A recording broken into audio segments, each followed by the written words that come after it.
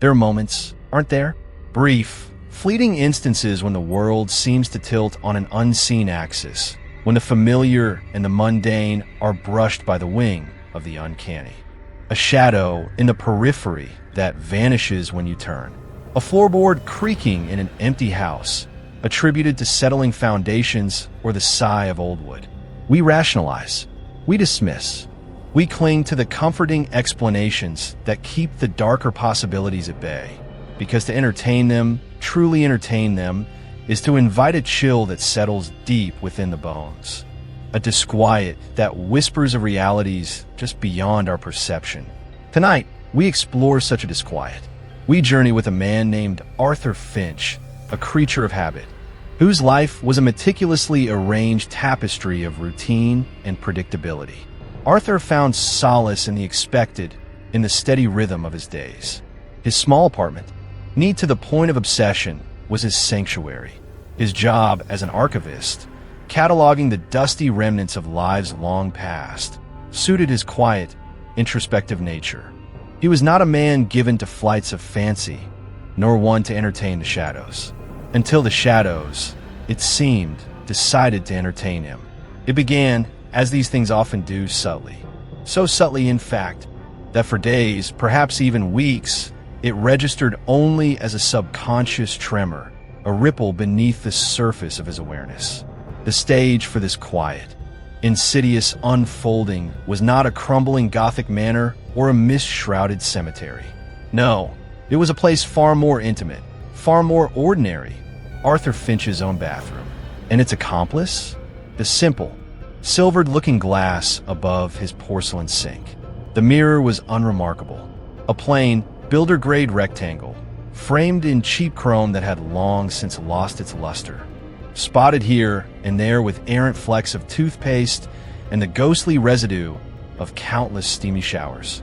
It had reflected Arthur's face for the 7 years he had lived in the apartment, witnessing his morning ablutions, the tired lines of his face after a long day, the occasional, self-conscious scrutiny of a new blemish or a deepening wrinkle. It was a passive observer, a silent mimic, until it wasn't. The first undeniable instance occurred on a Tuesday. Arthur remembered the day with a clarity that would later haunt him, for it was the precise moment the hairline crack appeared in the smooth, unblemished surface of his perceived reality. He was shaving, the radio on the small shelf beside the sink murmuring inanities about commuter traffic and rising coffee prices. The scent of sandalwood shaving cream, a small daily indulgence, filled the small room. He just rinsed his razor under the hot tap, the water gurgling, and lifted his gaze to the mirror to check his progress. And there it was. Or rather, there he was, his reflection. But something was off. For the briefest fraction of a second, as his own eyes met their mirrored counterparts, the reflection's gaze seemed to hold. Not just meet, but hold with an independent focus, an appraising stillness, before it instantly corrected, perfectly mimicking his own slightly startled blink. Arthur paused, razor hovering. He leaned closer, peering. His reflection leaned closer, its expression a perfect echo of his own cautious curiosity. Nothing.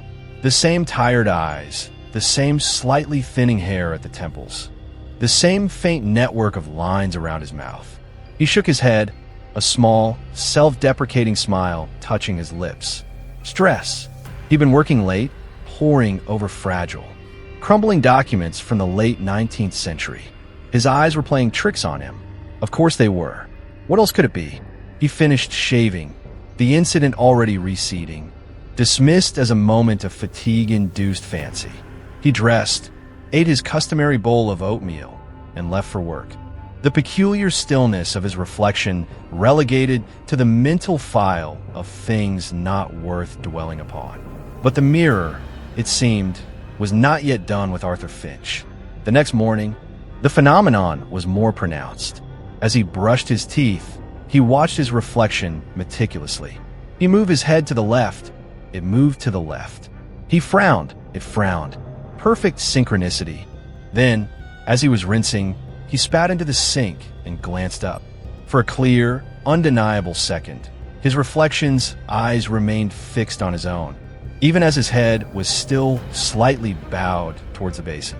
There was no mistaking it this time.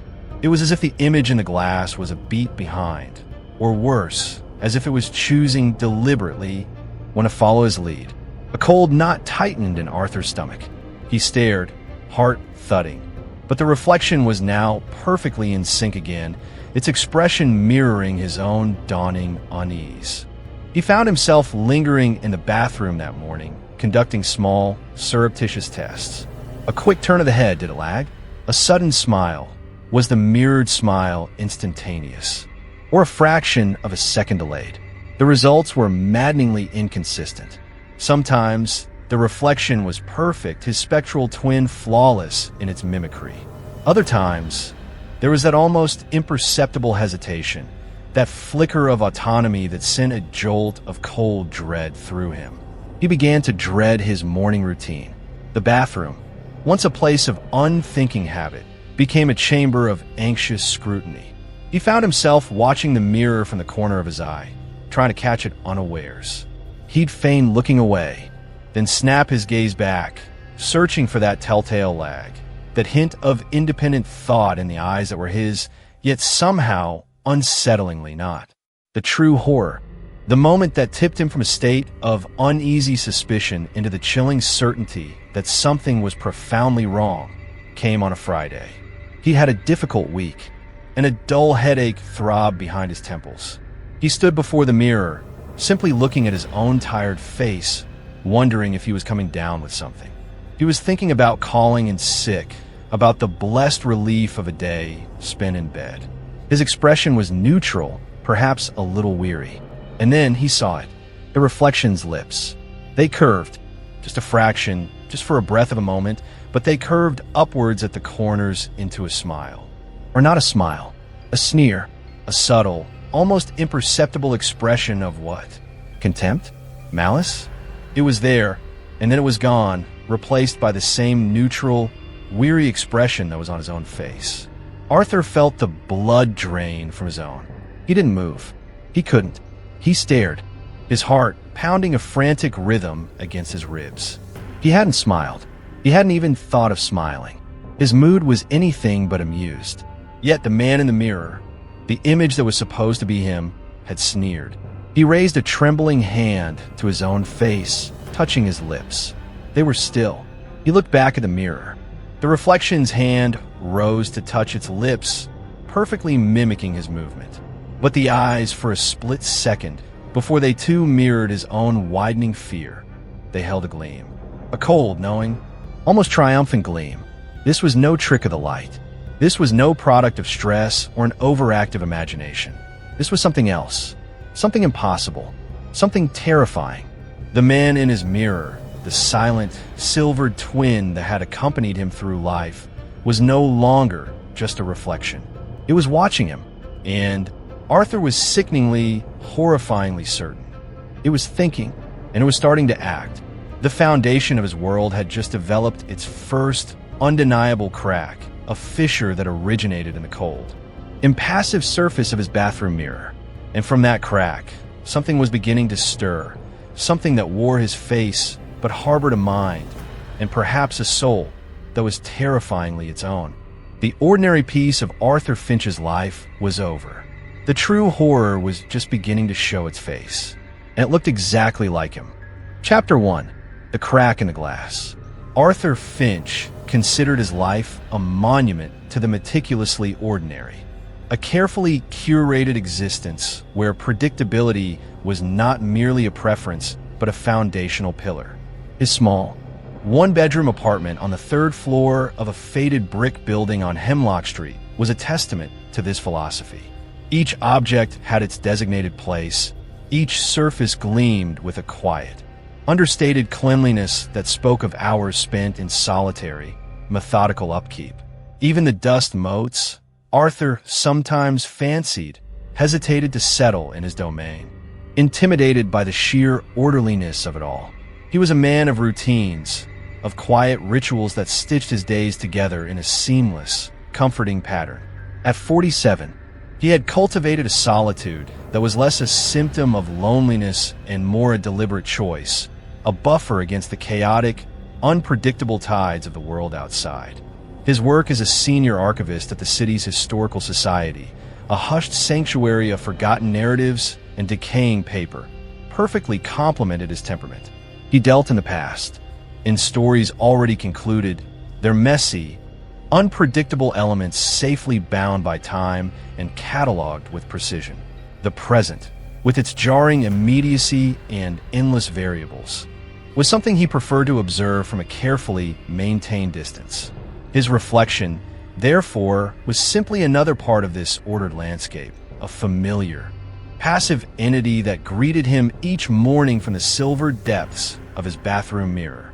It was, or so he had always believed, an extension of himself, as predictable and unremarkable as the chipped porcelain of the sink or the faint, persistent scent of old pipes that clung to the small room. This belief, as solid and unassuming as the worn linoleum beneath his feet, was about to develop its first, almost invisible, fracture. It was a Tuesday, a day no different in its initial unfolding than any other Tuesday in Arthur's well-regulated life. The alarm, a gentle, unassuming chime, had sounded at precisely 6:30. He had risen, donned his threadbare but comfortable gray dressing gown, and padded to the small kitchen where the coffee machine, preset the night before, was already gurgling its fragrant brew.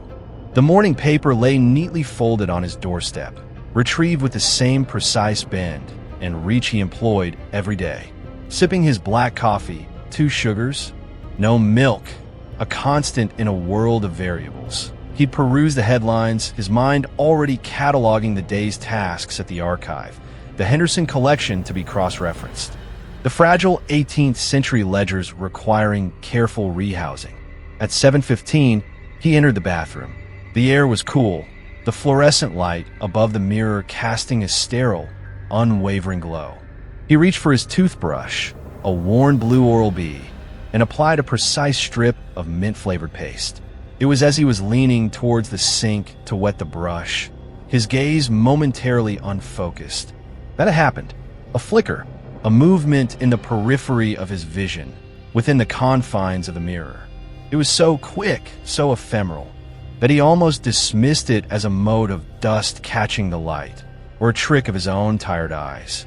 He hadn't been working unusually late, but the previous day had involved deciphering a particularly challenging set of near-illegible correspondence, and a dull ache still lingered behind his temples. He straightened, peering directly into the glass. His reflection stared back, a faithful, if slightly bleary, reproduction of his own visage. The receding hairline, the pale skin that rarely saw direct sunlight, the intelligent but perpetually worried gray eyes behind thin, wire-rimmed spectacles. Nothing seemed amiss. The reflection was still a perfect mirror image. He blinked, it blinked. He frowned slightly. It frowned back with identical concern. Chalking it up to fatigue, a momentary synaptic misfire, Arthur proceeded with his morning ablutions. He brushed his teeth with his usual methodical rhythm, section by section, his mind already drifting to the quiet stacks of the archive. Yet, a tiny seed of unease, no larger than a grain of sand, had been planted. As he rinsed and spat, he found his gaze drawn back to the mirror with an intensity that was unusual for him. He studied his reflection, searching for, he wasn't sure what, a repeat of that fleeting, almost subliminal movement, but the man in the glass remained perfectly still, perfectly mimicking his own scrutiny. He was being foolish, he told himself, overly analytical, as usual. His profession conditioned him to look for patterns, for anomalies, but sometimes a flicker was just a flicker. He ran a hand over his thinning hair, a gesture of mild self-reproach, and the mirrored hand did precisely the same. Satisfied, or perhaps merely wanting to be satisfied, he turned to the shower. The rest of the morning passed without incident. Work was its usual quiet hum of rustling paper and hushed voices. The Henderson collection proved less challenging than anticipated, and by lunchtime, Arthur felt the lingering tendrils of the morning's peculiar moment begin to recede. He ate his customary sandwich, tuna salad on whole wheat, no crusts, prepared the night before, at his desk, surrounded by the comforting scent of old books and archival glue. It was only later that afternoon, during a brief visit to the staff restroom, that the grain of unease began to sprout. The lighting in the archives restroom was dimmer, more forgiving than his own bathroom's stark fluorescence.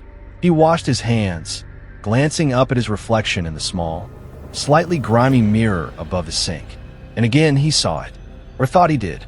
This time, it was a subtle shift in the eyes of his reflection, a momentary deviation in their focus, as if they had darted to look at something just over his shoulder before snapping back to meet his own gaze.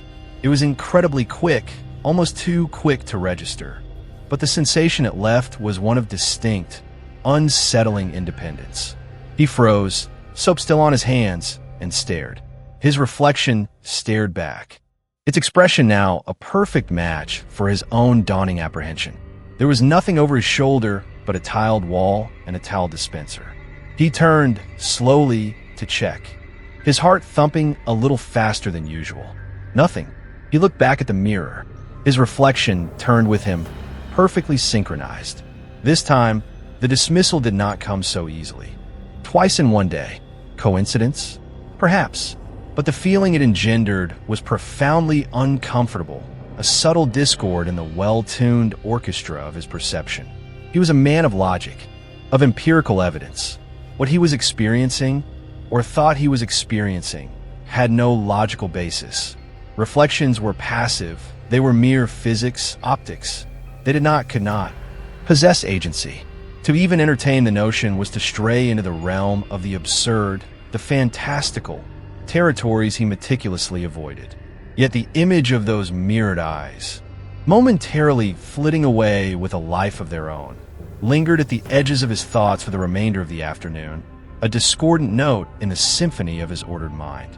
He found himself making small errors, misfiling a document, losing his place in a paragraph, his concentration fractured by this persistent, nagging anomaly.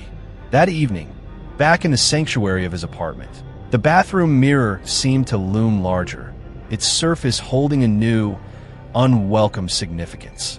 He approached it with a caution he would normally reserve for a particularly fragile manuscript.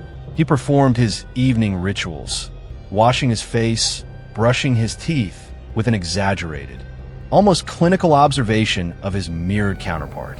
He moved slowly, deliberately, watching for any hint of deviation, any lag or flicker of independence. The reflection, however, remained stubbornly, impeccably normal. It copied his every move with flawless precision, its expression a perfect echo of his own carefully neutral face. Perhaps he was overly stressed, he conceded. Perhaps he needed more sleep, or a brief holiday, though the very idea of disrupting his routine with something as unpredictable as travel filled him with a vague sense of dread.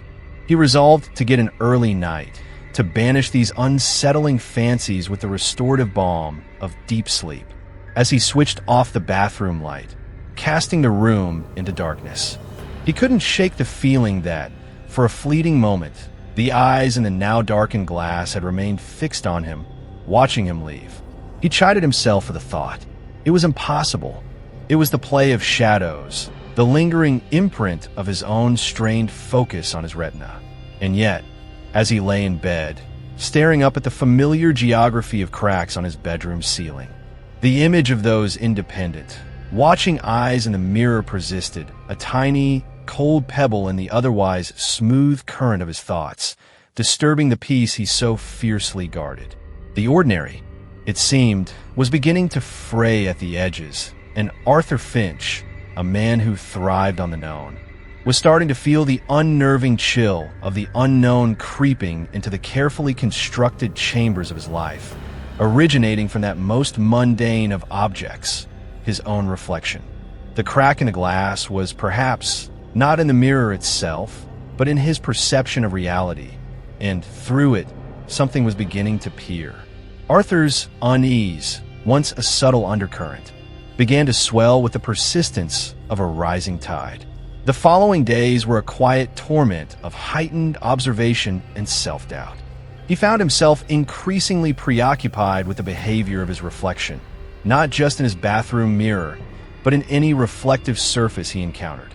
The polished chrome of the kettle, the dark screen of his powered-off television, even the fleeting glimpse of himself in shop windows as he walked to work, all became potential stages for this unsettling drama. The initial flickers of independent movement, those almost imperceptible deviations, grew bolder, more difficult to dismiss. His reflection, the silent twin he had always taken for granted, seemed to be developing a subtle, yet distinct, personality of its own. And it was a personality that was beginning to unnerve him deeply. One morning, as he was meticulously combing his thinning hair, he noticed it clearly. He made a deliberate, slow sweep with the comb from front to back. In the mirror, the reflected hand and comb moved in perfect synchrony for the first half of the motion. Then, for a fraction of a second, the mirrored comb seemed to snag, to hesitate, before catching up with a tiny, almost imperceptible jerk. Arthur's own hand had encountered no such resistance. His hair was, as always, compliant. He stopped, comb mid-air, and stared.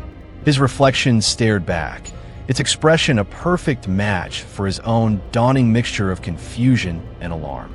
He tried a motion again, slower this time. The same thing happened. A minute lag, a brief, independent stutter in the reflection's movement.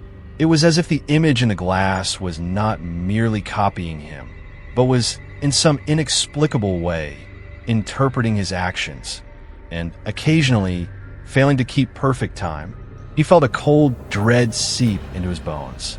This was no longer a trick of the light or a symptom of fatigue. This was something tangible, something observable, something undeniably wrong. The discrepancies began to extend beyond mere motion. He started noticing subtle differences in the reflection's expressions. If he forced a quick, nervous smile, the smile that bloomed on the mirrored face seemed a fraction too wide, lingering a moment too long after his own had faded. If he frowned in concentration, the reflection's frown would sometimes carry an edge, a hint of something sharper, more critical than his own mild consternation. One afternoon, while idly looking at his reflection in the dark screen of his computer monitor at work, he was idly rubbing his chin, lost in thought. He glanced up properly and saw, for a clear, chilling instant, the reflection's eyes narrow slightly, its lips purse in what could only be described as a look of faint, almost disdainful disapproval. His own expression had been neutral, lost in the abstract problem he was considering. The mirrored disapproval was entirely unbidden, entirely its own. He jerked back from the screen as if it had delivered an electric shock. A colleague in the neighboring cubicle glanced over, raising an eyebrow. Arthur mumbled an apology, pretending he'd nearly knocked over his coffee. But his heart was hammering. The entity in the glass, for he was beginning to think of it as an entity, was not just mimicking him imperfectly. It was emoting, reacting, with a sentience that was terrifyingly separate from his own. He began to conduct more deliberate, if furtive, experiments. He would stand before his bathroom mirror, trying to catch it off guard. He'd make a series of rapid, unpredictable facial expressions, a smile, a frown, a surprised widening of the eyes, a grimace. For the most part, the reflection kept pace, a frantic, flickering echo of his own contortions. But sometimes, just sometimes, he'd see it. A smirk when he himself was neutral. A flicker of what looked like boredom in its eyes when he was trying to convey surprise. A momentary, almost imperceptible tightening around the reflected mouth that suggested impatience. Or perhaps something darker. He started to feel like he was engaged in a bizarre, silent battle of wills with his own image, a contest he hadn't chosen and didn't understand. Sleep became a fraught, restless affair. He would lie in bed, the door to the bathroom firmly closed, yet he could almost feel the presence of the mirror, of the thing within it, radiating a silent, watchful malevolence into the darkness. He began to dream of mirrors, vast, endless halls of them, each reflecting a slightly different version of himself, all of them watching him with cold, appraising eyes. He would wake in a cold sweat, his pajamas clinging to his skin, the echo of a silent, mirrored laugh ringing in his ears. The carefully ordered world of Arthur Finch was unraveling, thread by insidious thread, and the source of this disintegration was his own face, staring back at him with an intelligence that was not his. He considered talking to someone, but who would believe him? Dr. Albright, his physician, was a no-nonsense woman who would likely prescribe him anti-anxiety medication and suggest he take a holiday. His colleagues at the archive, while generally amiable, were not the sort to entertain tales of sentient reflections. He imagined their polite, concerned smiles, the subtle exchange of glances that would brand him as eccentric, or worse, unhinged. The very nature of his predicament was its own prison. It was so personal, so intimately tied to his own perception, that to articulate it was to risk sounding mad. And so, he kept his growing terror to himself, a gnawing secret that festered in the quiet solitude of his meticulously ordered life. The most chilling incident to date occurred on a Saturday morning. Arthur was preparing his modest breakfast, a bowl of oatmeal with a sprinkle of cinnamon. He needed a spoon and turned to the utensil drawer. On the polished chrome surface of the toaster, he caught a distorted, elongated glimpse of himself. He was reaching for the drawer handle, but in the toaster's reflection, the hand, his hand, yet not his, was not reaching for the drawer. Instead, for a horrifying, elongated moment, the reflected fingers curled slowly, deliberately into a fist. A tight, white-knuckled fist that seemed to clench with a palpable, silent rage.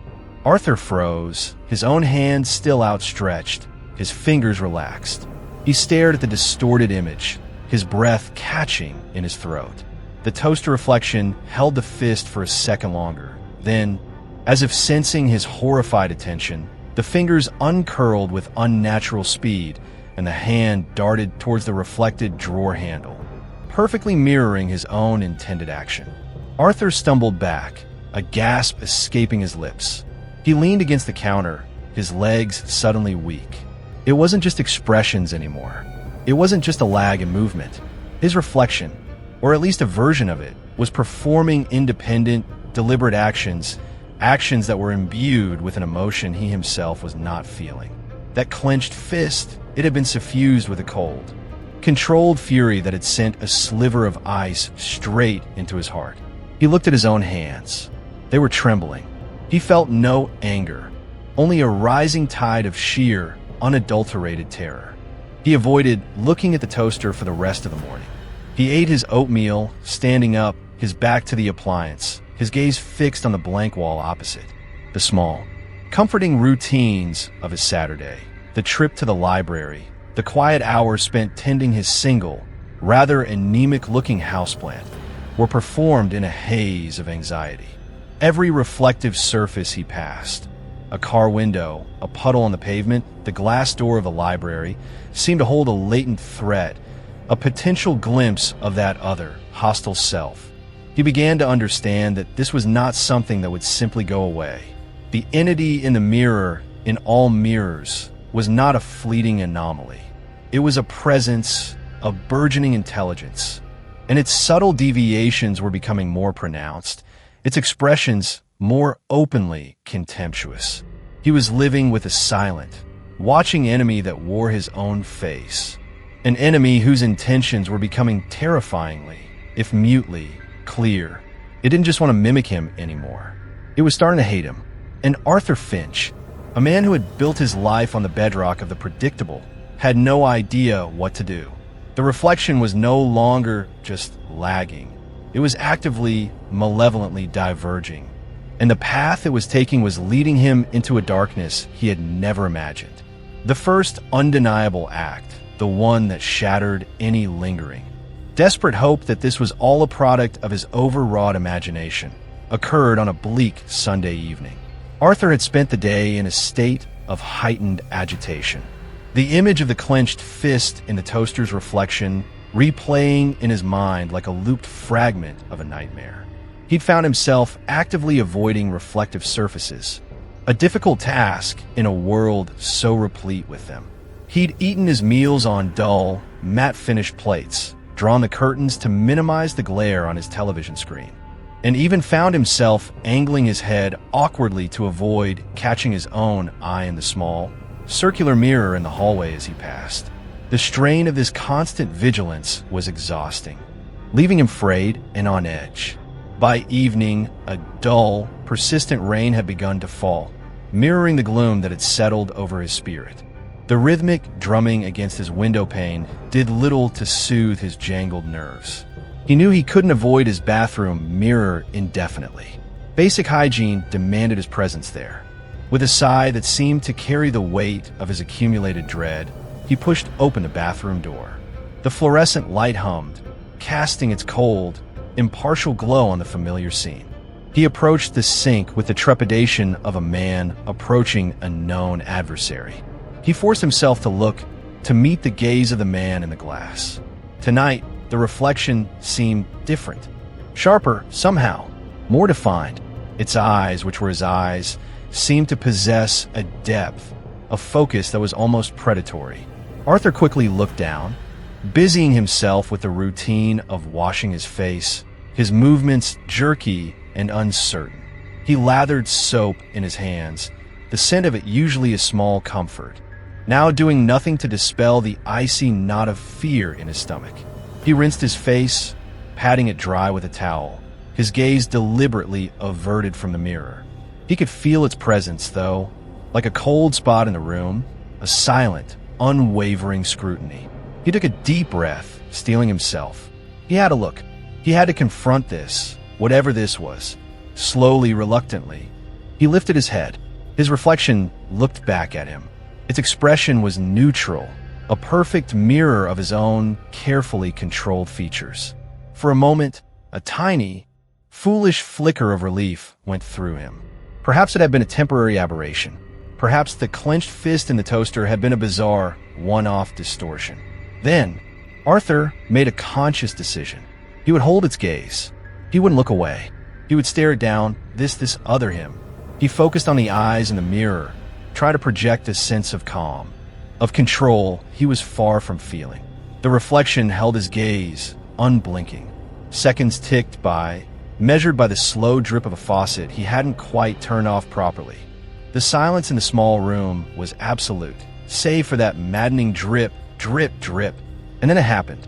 Arthur, in a deliberate attempt to break the strange tension, decided to look away. He shifted his gaze to the left, towards the toothbrush holder on the edge of the sink. He focused on it for a beat, 2 beats, then with a sense of grim resolve. He moved his eyes back to the center of the mirror, back to where his reflection should be, mirroring his own brief glance away. But it wasn't. For a horrifying, heart-stopping fraction of a second, before it snapped back into perfect synchrony with his own startled movement, the reflection held its gaze. While Arthur's own eyes had darted to the left and back, the eyes in the mirror had remained fixed, unmoving, locked onto the space where his face had been just moments before. They were staring straight ahead, not at him, but at the point his own eyes had just vacated. And in those mirrored eyes, in that fleeting moment of caught-out independence, was an expression of such profound, cold, and calculating intensity that Arthur felt the air leave his lungs in a silent gasp. It wasn't just a lag or a subtle emotional discrepancy. This was a conscious, deliberate act of noncompliance. The reflection had chosen not to follow his gaze. It had chosen to maintain its own. The shock of it was like a physical blow. He stumbled back a step, his hand flying to his chest as if to keep his heart from bursting out. His breath came in ragged, shallow gasps. He stared at the mirror, at the reflection which was now, once again, a perfect, if terrified, mimic of himself. But the image of those unmoving, intensely focused eyes was burned into his retina. "No," he whispered, the word a dry, rasping sound in the quiet room. "No, you didn't." The reflection's lips moved, mouthing, "No, you didn't." its eyes wide with a fear that perfectly mirrored his own. But Arthur knew. He knew what he had seen. That fraction of a second had been an eternity, a window into a terrifying truth. The thing in the mirror was not just an image. It was an observer. It was sentient, and it was capable of independent thought and action. He felt a wave of nausea wash over him. The room seemed to tilt, the sterile white tiles of the wall swimming before his eyes. He gripped the edge of the sink for support, his knuckles white. He had to get out of there. He had to get away from that thing. He turned, blindly, to flee the bathroom, but as he did, he couldn't resist one last, horrified glance over his shoulder. The reflection was turning too. Of course, it's back now to him as it was to it. But just before the angle became too oblique, just as his own face was about to disappear from its own view in the glass, he saw it. Or rather, he saw the afterimage of it, a final, chilling detail that would haunt his waking and sleeping hours. The reflection's head, which should have been turning away in perfect synchrony with his own, seemed to linger for a microsecond, its face still angled slightly towards the glass, as if trying to catch one last glimpse of him. And on that face, in that impossibly brief moment, was the ghost of a smile. Not a friendly smile, not a neutral smile. It was a slow, knowing, utterly terrifying smirk, a silent acknowledgement of its victory in their unspoken contest. An expression that said, "I see you. I know you see me. And this is just the beginning." Arthur didn't wait to see more. He practically fell out of the bathroom, slamming the door behind him with a force that rattled the cheap frame. He leaned against it, panting, his body slick with a cold sweat. The sound of the rain outside seemed to mock his terror, a relentless, indifferent drumming. He had crossed a threshold. There was no more room for doubt, no more space for rationalization. The man in his mirror was real, it was aware, and it was looking at him with an intelligence and intent that was utterly, horrifyingly alien. The crack in the glass had widened into a chasm, and Arthur Finch was staring into an abyss that wore his own face. The subtle game of observation was over. Something far more sinister had just begun. Chapter 2, Whispers from the Silver.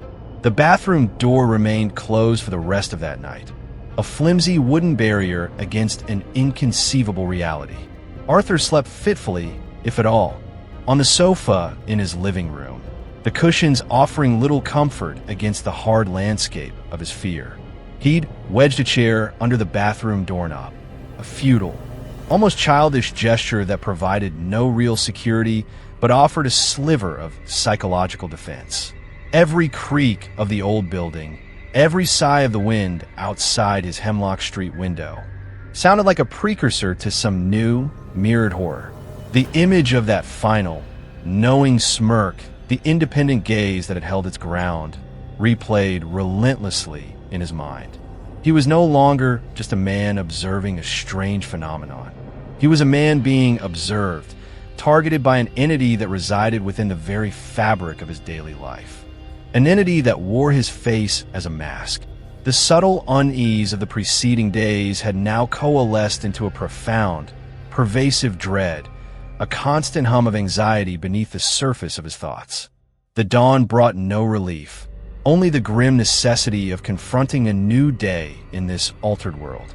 The chair was still wedged under the doorknob, a silent testament to his nocturnal terror. He needed to use the bathroom, a mundane biological imperative that now felt like walking into a lion's den. He removed the chair, his hand trembling slightly on the cool metal of the knob. He pushed the door open slowly, cautiously, half expecting to find the reflection standing there, waiting for him, perhaps with that same chilling smirk. But the mirror, when he finally dared to glance at it, showed only the empty room, and then, as he stepped further in, his own tired, hollow-eyed visage. It looked as shaken as he felt. For a moment, a wild, desperate hope flickered. Perhaps it had been a dream, a particularly vivid night terror. But the cold certainty in the pit of his stomach, the lingering aftertaste of that independent gaze, told him otherwise. He went through his morning routine with a detached, almost robotic caution, his eyes constantly darting to the mirror, then away, then back again. A nervous bird assessing a predator. The reflection was, for the most part, impeccably behaved. It copied his movements, his expressions, with a precision that was almost mocking in its sudden return to normalcy. It was as if the previous night's blatant act of defiance had been a test, a demonstration of capability, and now it had retreated, leaving him to grapple with the implications. But the silence, the apparent return to mimicry, was almost worse. It felt calculated, a deliberate ploy to lull him into a false sense of security, or perhaps to make him doubt his own sanity even further. Had he really seen that smirk? Had its eyes truly held that independent, uprising stare? Yes. The certainty was a cold stone in his gut. It was later that morning, while he was in the kitchen making coffee, that he first heard it. A sound so faint, so ambiguous, that he almost missed it. He was standing by the counter, waiting for the water to boil, his back to the living room, and by extension, to the hallway that led to the bathroom. And then he heard it. A sigh. A soft, almost inaudible exhalation, like someone releasing a breath they'd been holding. It was so quiet that it could have been the settling of the old building, the whisper of air through a window frame, or even the gurgle of his own stomach. But there was a quality to it, a human quality, that made the hairs on the back of his neck prickle, and it had seemed to come from the direction of the bathroom. He froze, spoon clattering into his empty mug. He strained his ears, holding his breath. Silence. Only the gentle hiss of the kettle as it approached boiling point. He told himself he was imagining things. His nerves were shot. He was hearing phantom sounds, his mind overloaded with stress, playing tricks on him. He poured the boiling water over the instant coffee granules, the familiar, bitter aroma usually a small comfort, now failing to penetrate the fog of his anxiety. He took a sip, the hot liquid scalding his tongue. He needed to get a grip, but the sounds, or what he perceived as sounds, persisted, always faint, always deniable. Later that day, while attempting to read in his living room, trying to lose himself in the ordered narrative of a history book, he heard it again.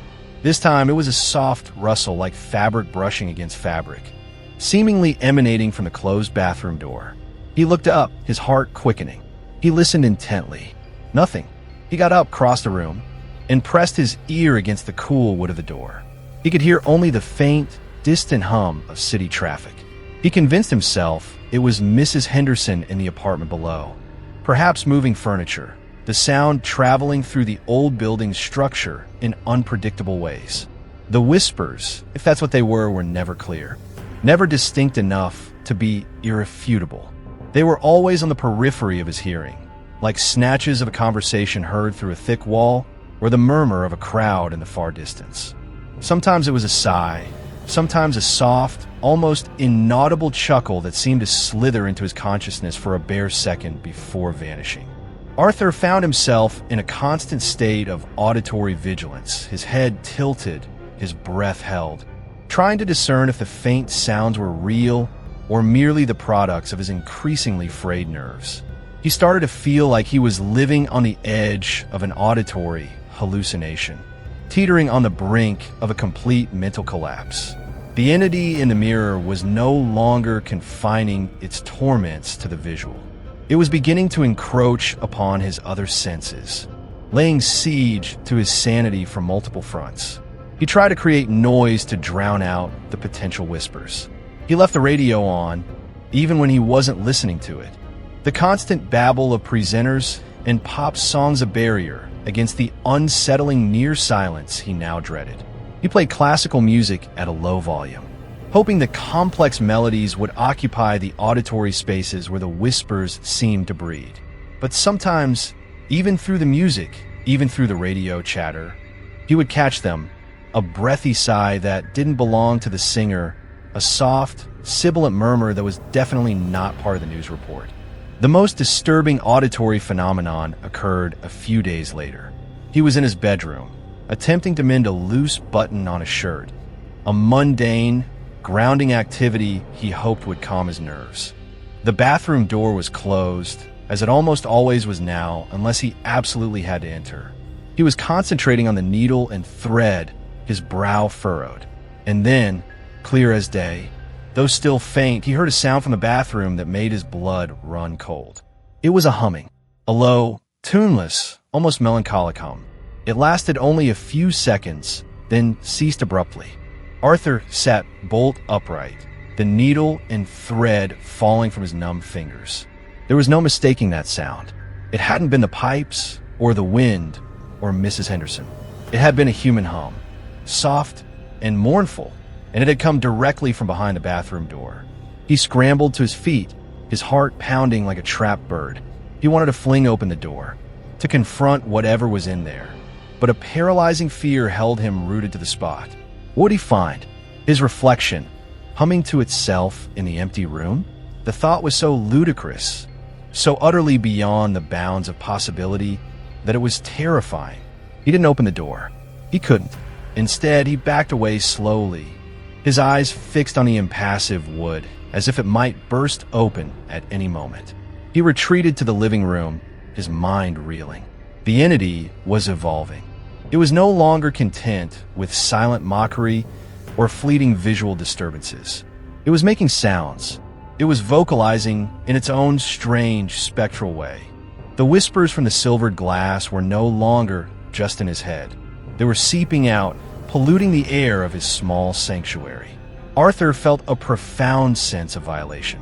His home, his refuge, was being infiltrated by an unseen, unheard tormentor whose presence was becoming increasingly, undeniably real. The silence of the mirror had been broken, and in its place were the faint, chilling whispers of a dawning, vocal malevolence. The disquieting auditory phenomena were soon accompanied by a new, more visually concrete form of torment. Alterations within the reflection itself, subtle at first, then increasingly blatant, that had no counterpart in Arthur's actual surroundings. It was as if the world within the mirror, the duplicate reality that housed his malevolent twin, was beginning to diverge, to assert its own distinct and increasingly sinister details. These were not mere errors in mimicry, but deliberate, independent features of the reflected space, visible only within the silvered plane. The first time Arthur noticed such a discrepancy, it was minor, almost trivial, yet it sent a fresh jolt of alarm through his already frayed system. He was standing before his bathroom mirror, reluctantly preparing for work. On the small glass shelf beneath the mirror, to the right of his toothbrush holder, sat a worn, paperback copy of Meditations by Marcus Aurelius, a book he occasionally dipped into for its stoic wisdom, though its comforts felt increasingly hollow in his current predicament. He'd placed it there weeks ago and hadn't touched it since. As he reached for his toothpaste, his gaze flickered to the reflection of the shelf. The book was there as expected, but the cover in the reflection was a deep, jarring crimson, whereas his actual book possessed a muted, unassuming blue cover. Arthur froze, toothpaste tube halfway to his brush. He blinked, thinking it was a trick of the light, perhaps a strange chromatic aberration caused by the fluorescent bulb. He leaned closer, peering. No, there was no mistake. His book, the physical object on the shelf, was undeniably blue. Its reflection, sitting on the mirrored shelf, was undeniably, vividly red. He reached out a trembling finger and touched the spine of his blue book. In the mirror, a reflected finger touched the spine of a red book. He snatched his hand back as if the glass had suddenly become superheated. He stared, his mind struggling to process this new impossibility. How? How could a reflection alter the color of an object? It defied every known law of optics, of physics. It was as if the mirror wasn't merely reflecting his world, but was selectively editing it, repainting it according to some alien whim.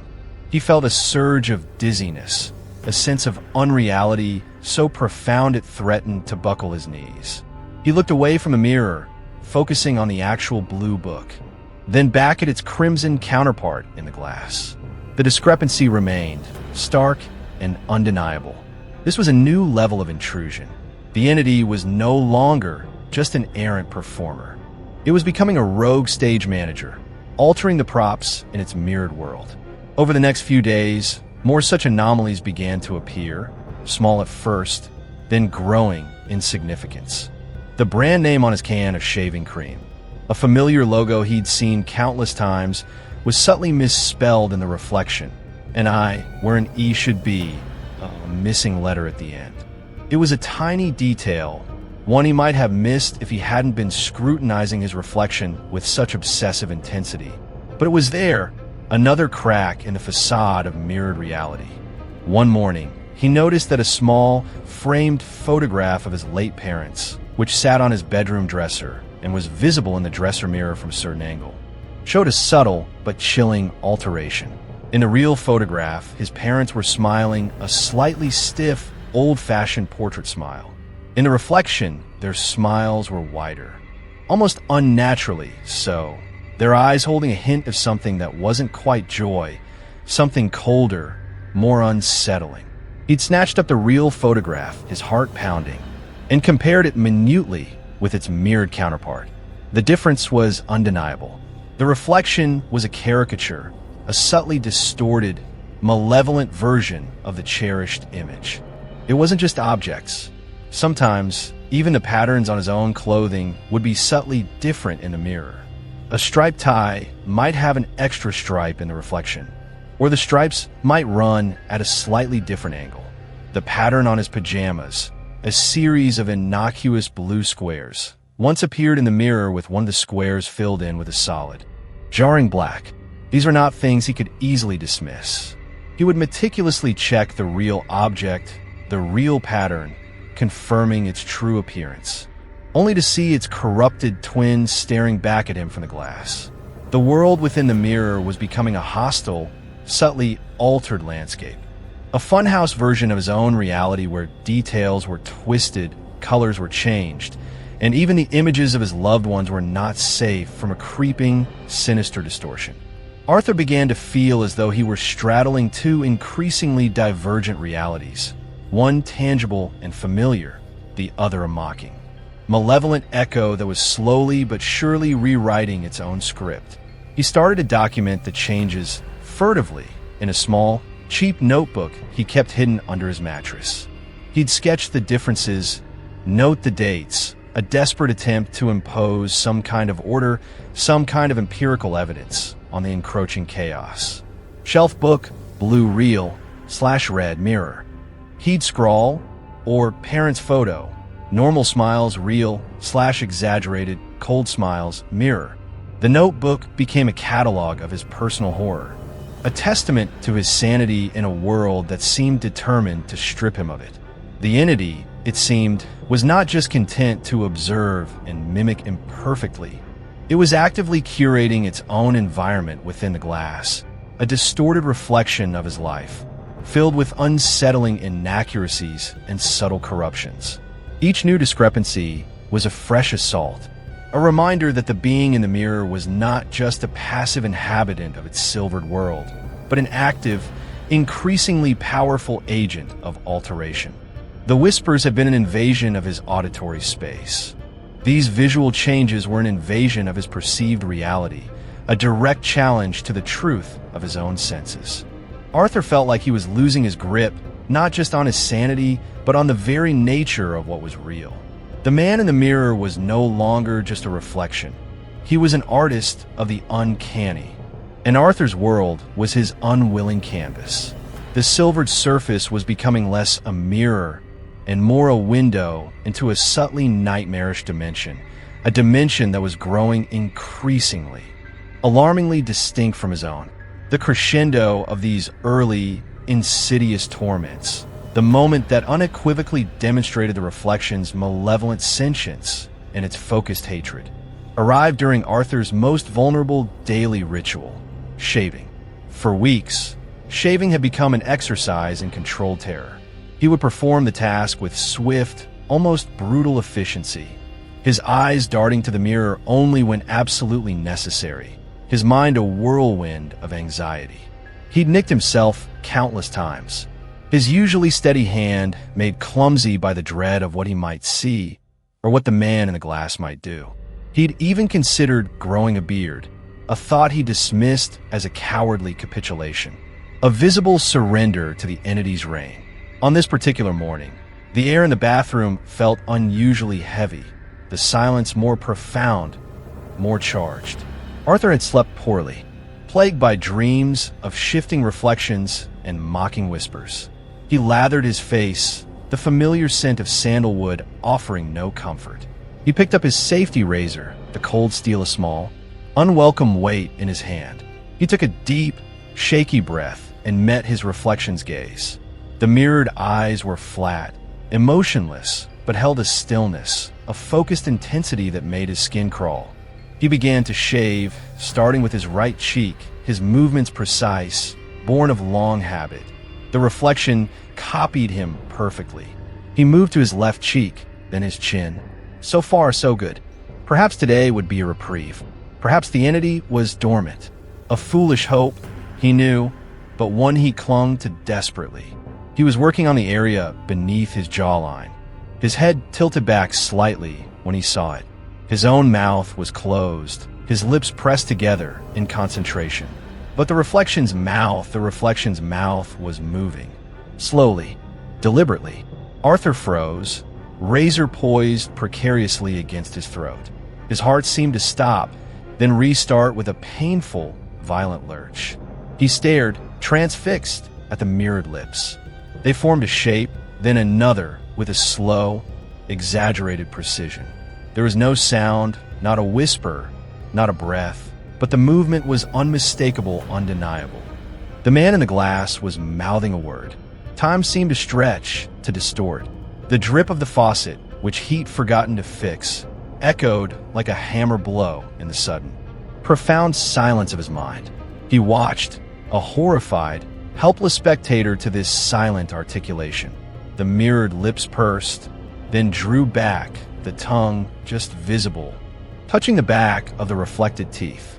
One single, silent word. Hate. It was as clear as if it had been shouted. The shape of the word, the movement of the lips, left no room for ambiguity. The man in the mirror, his own spectral twin, had looked him directly in the eyes and silently, unequivocally, mouthed the word hate. Arthur felt a tremor run through his entire body. So profound it was almost a convulsion. The razor slipped from his nerveless fingers, clattering into the porcelain sink with a sharp, discordant clang. He didn't even register it. His gaze was locked on the reflection, on the mouth that had delivered that silent, venomous message. The mirrored lips were now still, curved into the faintest, almost imperceptible smirk. The same chilling smirk he'd seen days before. The eyes, however, blazed with an undisguised, triumphant malice. He couldn't breathe. He couldn't think. The sheer, naked animosity of that silently mouthed word was a physical blow, stripping away his last vestiges of denial, his last desperate hopes that this could be explained away. This was not random. This was not a glitch. This was a declaration. What? The word croaked from Arthur's own lips, a dry, broken whisper. Why do you? He couldn't finish the sentence. The reflection's expression didn't change.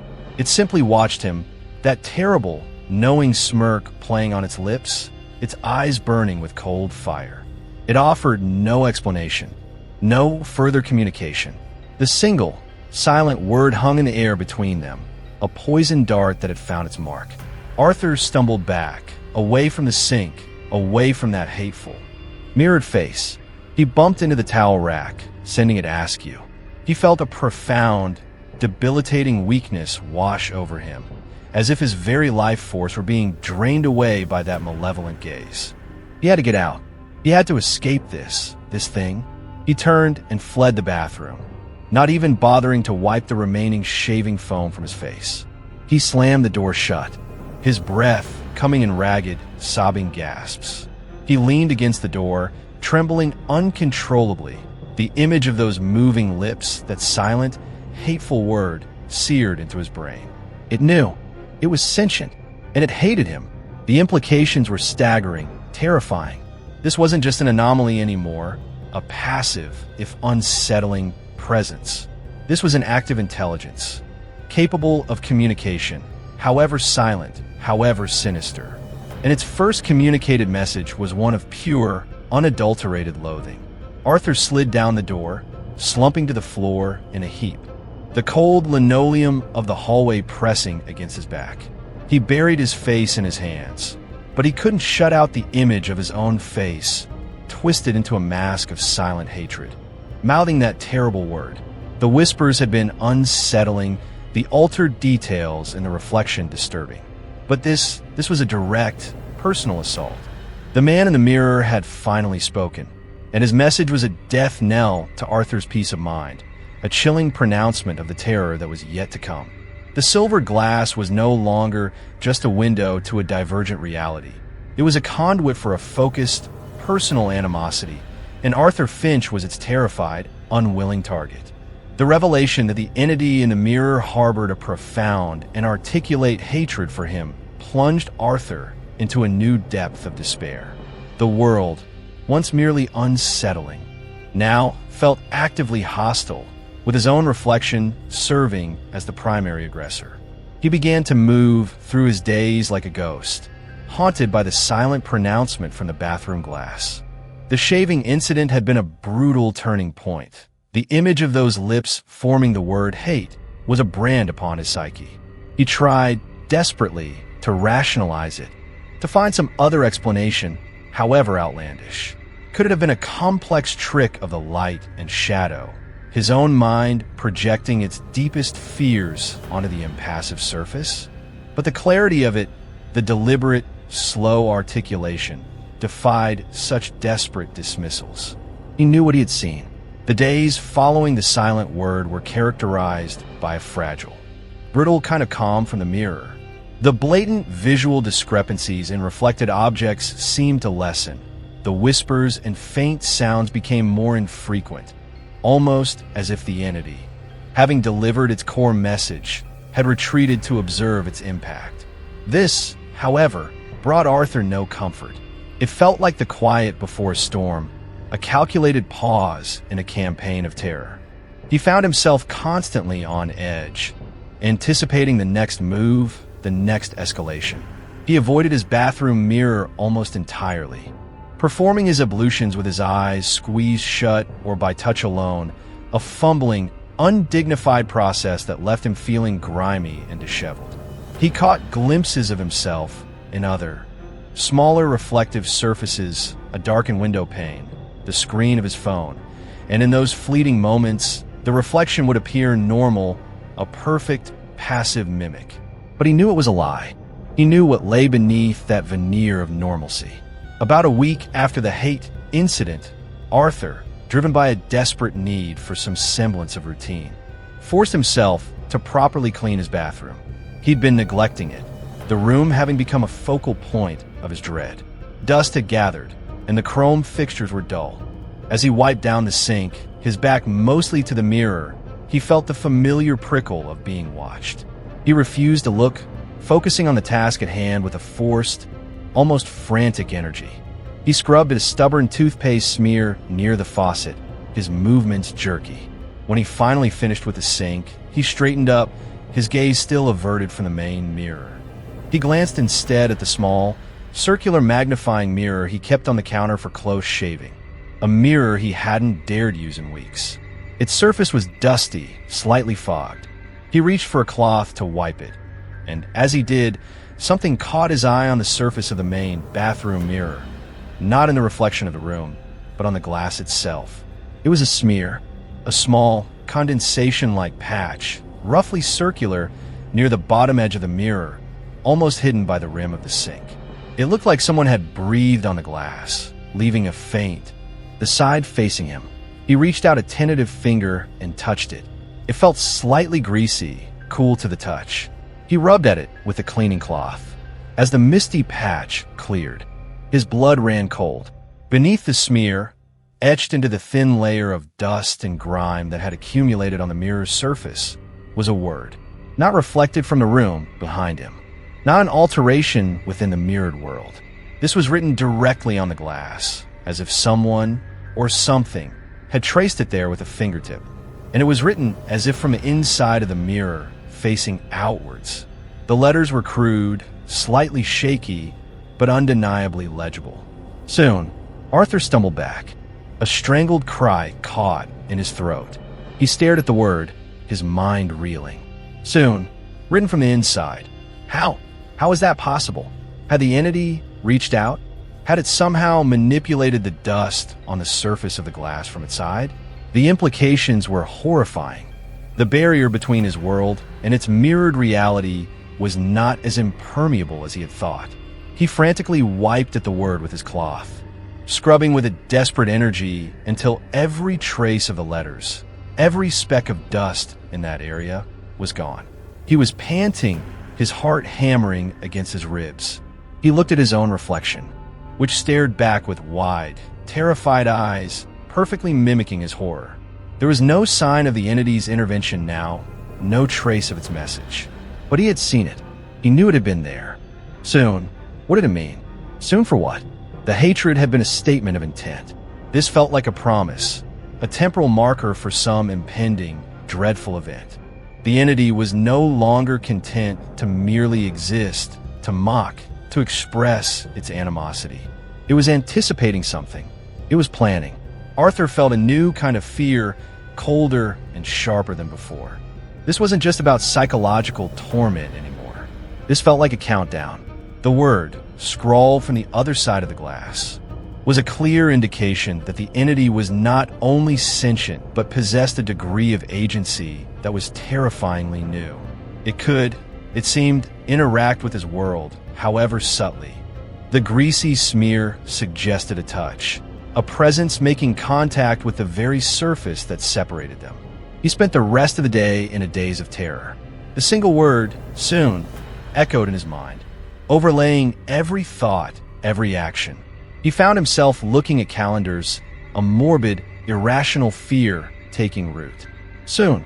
Days? Weeks? Hours? The ambiguity was a torment in itself. He considered breaking the mirror, smashing it to pieces, but a deeper, more primal fear held him back. What if breaking it released the entity? What if the glass wasn't a prison, but a gateway? And shattering it would simply open the door wider? Or what if it was anchored to him, not the object, and destroying the mirror would achieve nothing, or worse, anger it further? He was trapped, caught between the terror of the mirror's presence and the unknown horrors that might follow its destruction. That night, sleep was impossible. Every shadow in his apartment seemed to lengthen, to writhe with unseen menace. He kept the lights on, a futile defense against a foe that dwelled in reflection. The word soon pulsed behind his eyelids every time he tried to close them. He imagined the entity on the other side of the glass, perhaps even now tracing new messages in the dust, its cold, spectral fingers moving with patient, malevolent intent. The mirror, once a passive object, had become an active, communicating entity, a harbinger of an unknown, but undoubtedly dreadful, future. The whispers had been the first overture. The silent hate, a declaration of war. Now, soon, was the chilling pronouncement of an impending offensive. Arthur Finch was no longer just a man afraid of his reflection. He was a man living on borrowed time, waiting for the other shoe to drop, knowing only that it would be soon, and that it would be terrible. The silver glass of his bathroom mirror had become a ticking clock, counting down to a horror he could not yet name, but could feel approaching with every beat of his terrified heart. Chapter 3: Shattered Illusions. The chilling promise of soon, etched from the other side of the glass, propelled Arthur from a state of terrified paralysis into a desperate, frantic need for proof, for understanding, for any semblance of control over the nightmare that had become his life. He could no longer afford to be a passive victim, waiting for the entity's next move. He had to act, to test the boundaries of this impossible phenomenon, even if it meant courting further terror. His meticulously ordered mind, though battered and frayed, still clung to the tenets of logic and observation. If this thing was real, truly real, then its behavior must have some consistency, some rules, however alien. His first series of tests was born of a desperate need to confirm the divergence between his reality and the mirrored world. He started simple, standing before the bathroom mirror, his heart a frantic drum against his ribs. He held up a page from his newspaper, a random article about local city council funding. He angled it so the text was clearly visible in the reflection. He scanned the words on the actual paper, then, with trepidation, shifted his gaze to its mirrored counterpart. For a horrifying, stomach-lurching moment, the reflected text was different. Not just reversed, as it should be, but composed of entirely different words, different sentences, forming paragraphs that were nonsensical, almost like a distorted, jumbled version of a language he didn't understand. The font was similar, the layout vaguely corresponded, but the content was alien. He snatched the paper down, his hand trembling so violently he nearly dropped it. He looked at the real paper, a mundane report on budget allocations. He risked another glance at the mirror, holding the paper up again. This time, the reflected text was a perfect, if reversed, mirror image of the real thing. Maddening inconsistency. Was the entity toying with him? Could it choose when to alter the reflection and when to allow it to behave normally? Or was his own perception so fractured that he couldn't trust what he was seeing? He tried again, this time with a simple playing card, the 7 of spades. He held it up. In the mirror, for a fleeting second, it appeared as the Queen of Hearts, then flickered back to a reversed 7 of spades. He felt a wave of frustration and despair. It was like trying to catch smoke. The phenomenon was slippery, elusive, seemingly operating on its own capricious whims. His tests grew more direct. He began to experiment with his own movements, specifically those the entity had previously lagged on or subtly altered. He would make a sharp, sudden turn of his head. Sometimes, the reflection was flawless. Other times, there was that telltale micro-lag, that fractional hesitation that screamed of independent processing. He tried complex facial expressions, rapid sequences of smiles, frowns, and looks of surprise. The reflection would often keep pace, a frantic, dancing mime. But then, there would be a flicker, a smirk when he had intended a neutral expression, a momentary coldness in the eyes that wasn't his own. He even tried to anticipate the reflection, to make a move he thought it might make, a bizarre attempt to get ahead of its malevolent game. This yielded nothing but a sense of his own growing absurdity. The most unsettling results came when he tried to make the reflection not copy him. He would stand perfectly still, focusing all his will on remaining motionless, then try to make a very small, isolated movement, a twitch of a single finger, a slight raising of an eyebrow, while willing his reflection to remain inert. It never worked. The reflection always copied him. But sometimes, after these intense moments of focused stillness, when he would then relax or make a larger movement, the reflection would overcompensate, its corresponding action slightly too large, too exaggerated. As if released from a period of intense, strained mimicry. It was as if it couldn't refuse to copy him, but resented the effort, the forced compliance.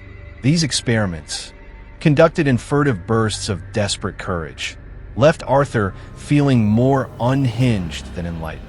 The entity's behavior was not consistently aberrant, making it impossible to predict, impossible to develop a reliable counter-strategy. It was like battling a phantom that could choose when and how to manifest its spectral powers.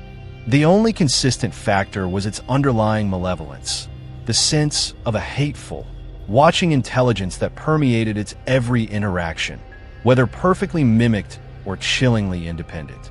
Sleep, already a scarce commodity, became an arena of outright terror. The image of soon, the memory of the alien text, the flicker of the wrong playing card, these things replayed in his mind, fueling his nightmares. He started to dread the dimming of the lights, the solitude of his bedroom. He would lie awake for hours, listening for the faint whispers, the creaks and sighs that might be the house settling, or might be something else, something moving just beyond the thin veil of his perception. He began to cover the bathroom mirror with a towel before daring to enter, a small act of defiance that felt laughably inadequate but provided a sliver of psychological armor. He'd perform his ablutions in the dim light filtering from the hallway, his back turned as much as possible to the shrouded glass, the feeling of its gaze still palpable even through the terry cloth. He knew this couldn't go on. He was unraveling. His work was suffering. He made careless errors. His concentration shattered. His colleagues cast worried, sidelong glances at his pale face, his dark-ringed eyes, his increasingly disheveled appearance. He'd lost weight, his appetite extinguished by a constant, gnawing anxiety. He was a man living on the precipice, and the edge was crumbling beneath his feet. The breaking point, the moment that propelled him beyond furtive experiments and into a more overt confrontation with his mirrored tormentor, came not in the bathroom, but in his own living room. It was late, the city lights casting a dim, orange glow through his window. He was trying to read, the same history book he'd been attempting to finish for weeks, but the words swam before his eyes, meaningless black squiggles on a white page. He was exhausted, his eyelids heavy, but the thought of sleep, of the nightmares it would inevitably bring, kept him tethered to a miserable wakefulness. He glanced up, his gaze falling on the dark, reflective surface of his television screen. It was off, a blank, black mirror in the dim room, and in its depths, he saw himself, a shadowy figure hunched in his armchair. He watched his reflection for a moment, a familiar sense of dread coiling in his stomach. He was tired, so incredibly tired of the fear, of the constant vigilance. Then his reflection moved. He himself was perfectly still, his book resting limply in his lap. But the figure in the television screen, his shadowy double, slowly, deliberately lifted a hand. Not his hand, its hand. The shadowy limb rose, and the fingers drew together, mimicking the act of holding a knife. And then, with a horrifying, fluid motion, the reflected hand drew that imaginary blade across its own throat. A slow, deliberate, pantomimed slitting, accompanied by a widening of the reflected eyes and a ghastly, silent smile that stretched the shadowy features into a rictus of pure, malevolent triumph. Arthur gasped a choked, strangled sound. The book slid from his lap, thudding unheeded onto the carpet. He stared, frozen in a rictus of his own, one of pure, unadulterated terror. The reflection held the pose for a moment longer, its shadowy eyes boring into him, the silent, grotesque smile fixed on its lips. Then, as if a switch had been flicked, it vanished. The screen was just a dark, blank surface once more, reflecting only the dimly lit room and his own horrified, motionless form. But he had seen it. There was no ambiguity, no room for doubt or misinterpretation. His reflection, in a completely independent, unprovoked act, had mimed its own his own violent death, and it had smiled while doing it. This was no longer about subtle alterations or whispered taunts. This was a threat, a direct, unambiguous, visual threat. The entity in the glass wasn't just content to hate him, to promise soon. It was showing him what soon might entail. A primal rage, born of sheer terror and a desperate instinct for self-preservation, surged through Arthur. He scrambled out of his chair, his limbs trembling, but his mind suddenly, terribly clear. He couldn't live like this. He wouldn't. He strode towards the television, his fists clenched. He wanted to smash it, to shatter that dark, malevolent screen into 1,000 pieces. But as he reached it, a chilling thought stayed his hand. What if destroying one mirror simply transferred the entity to another? What if it was an all mirrors waiting? He backed away from the television, his breath coming in ragged gasps. The illusory nature of his safety, of his sanity, had been shattered. The reflection wasn't just a distortion. It was a predator, and it was actively hunting him within the confines of his own home, using his own image as its weapon. The shattered illusions were not just those of a well-ordered life, but the very illusion of a passive, harmless reflection. The glass was a hunting ground, and Arthur Finch was the prey. Chapter 4, The Other's Grin. The horrifying pantomime of death in the television screen acted as a perverse catalyst. Arthur's fear didn't lessen, but it was now alloyed with a desperate, burning anger.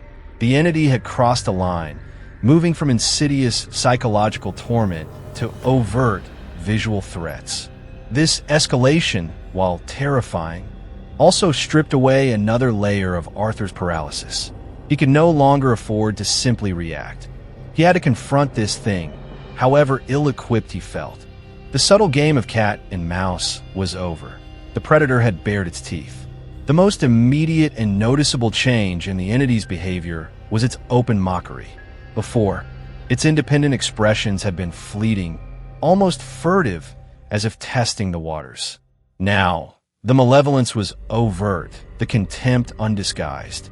Whenever Arthur found himself in a state of distress or visible fear, which was increasingly often, his reflection, particularly in the main bathroom mirror which he could no longer entirely avoid, would react with undisguised pleasure. If he flinched at a sudden noise, the reflection's lips would twitch into a smirk. If his hands trembled as he reached for his razor, the mirrored eyes would glint with a cold, knowing amusement. If a gasp of fear escaped him, the reflection's smile would widen, a silent, triumphant grin that seemed to feed on his terror.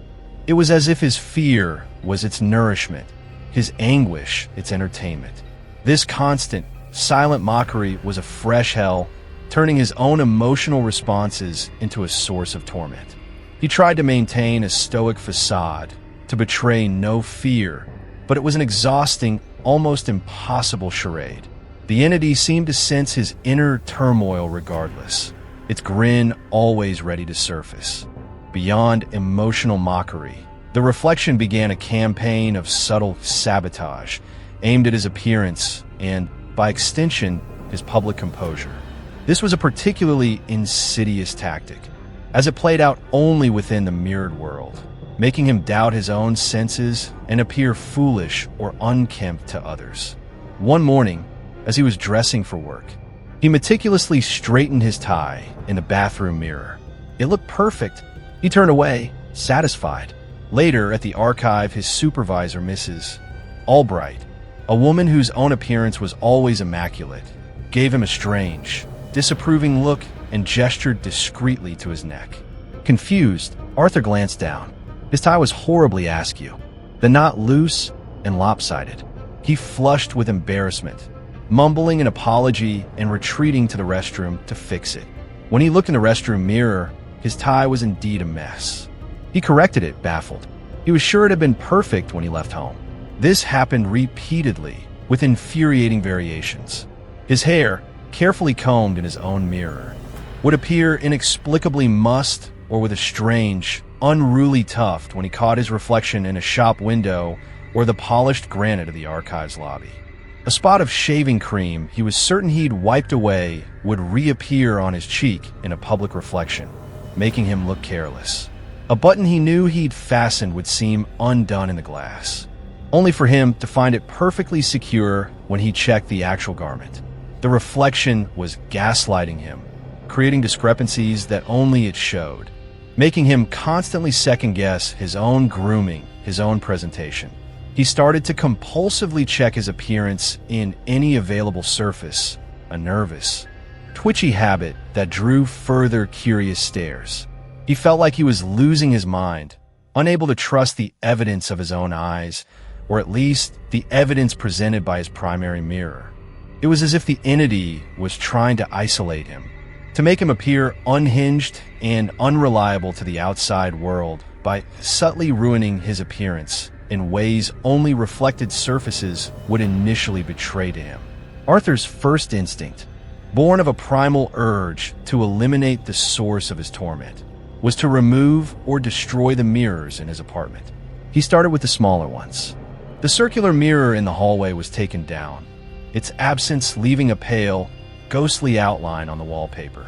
The full-length mirror on his wardrobe door was next. He unscrewed it with trembling hands, the reflected image of his own strained face watching him with that familiar, hateful smirk until the last screw came loose. He didn't dare break them. Instead, he wrapped them in old bed sheets and newspapers, as if swaddling corpses, and hid them in the back of his deepest cupboard under a pile of old blankets. Each mirror removed brought a fleeting, hollow sense of victory, quickly overshadowed by the knowledge that the main adversary, the bathroom mirror, remained. He fantasized about taking a hammer to it, about shattering that malevolent glass into 1,000 pieces. But the fear of what might happen, of unleashing the entity or making it stronger, was too potent. Instead, he kept it covered with a thick towel most of the time, only unveiling it for the briefest, most necessary moments. However, this tactic seemed to have an unintended consequence. With the lesser reflective surfaces gone or shrouded, the entity's presence, its focused hatred, seemed to consolidate, to intensify, within the confines of that primary bathroom mirror. When he did dare to look, its gaze felt more potent, its expressions of contempt more pronounced, its silent grins more predatory. It was as if he had cornered it, and in doing so, made it more concentrated, more dangerous. The towel felt like an increasingly flimsy shield against a force that was growing in power and audacity. The culmination of this phase of the entity's offensive, a chilling display of its burgeoning confidence and possessiveness, occurred one evening when Arthur, in a moment of desperate, almost masochistic curiosity, pulled back the towel from the bathroom mirror. He needed to see it, to confront it, to try and understand the nature of the beast he was facing. Even if it terrified him, he stared into the glass, his own face pale and drawn, his eyes wide with a mixture of fear and defiance. The reflection stared back, its expression initially a perfect mimic of his own. Then, slowly, deliberately, the reflection's right hand began to move. Arthur's own hand remained at his side, clenched into a fist. But the mirrored hand, its hand, rose with a smooth, almost serpentine grace. It didn't try to touch the mirrored version of Arthur's face. Instead, it reached out towards the reflected chrome faucet of the sink. The reflected fingers, long and pale, brushed against the cold, metallic surface of the reflected faucet. They lingered there, caressing it with a strange, proprietary tenderness, as if it were an object within its domain. And all the while, the reflection's eyes, those cold, hateful replicas of his own, remained fixed on Arthur, watching his reaction, a subtle, knowing smile playing on its lips. Arthur felt a profound wave of revulsion. It was such a small, simple gesture, a hand touching a faucet in a mirror, but the implications were enormous. The entity was not just aware of its mirrored environment. It was interacting with it, claiming it, demonstrating a level of comfort and ownership within that silvered world that was deeply unsettling. It was as if it were saying, "This is my space. These are my things. And you, on the other side of this glass, are the intruder, the observer." The way its eyes never left his, even as its hand explored the reflected object, was a clear assertion of dominance, a test of his boundaries, a chilling display of its growing power within its own realm. The grin on its face was no longer just mockery. It was the grin of a territorial predator, confident in its own power, patiently waiting for the moment to strike. The other's grin was becoming the grin of a conqueror, and Arthur's world, his very identity, felt increasingly under siege. The bathroom mirror was no longer just a portal for its hate. It was becoming its throne room. Chapter 5. Echoes of a Stranger. The chilling display of the reflection caressing the mirrored faucet marked a subtle but significant shift in the nature of Arthur's torment. The entity was no longer confined to a single primary stage. Its malevolent presence began to bleed outwards like a stain spreading through fabric, its echoes manifesting and fleeting. Terrifying glimpses in reflective surfaces far beyond the tainted sanctuary of his bathroom. Arthur had always felt a generalized anxiety around mirrors since the phenomenon began, but now, any polished surface, any dark window, any unexpected gleam of light could potentially become a brief portal for the other's hateful gaze. He first noticed it on his commute to the archive. He was on the bus, a crowded, stuffy affair, staring blankly out of the window at the passing cityscape. The glass was grimy, streaked with rain and city dirt, but it still offered a dim, distorted reflection of the bus's interior. He saw his own vague outline, and then, for a horrifying microsecond, the face within that outline wasn't his.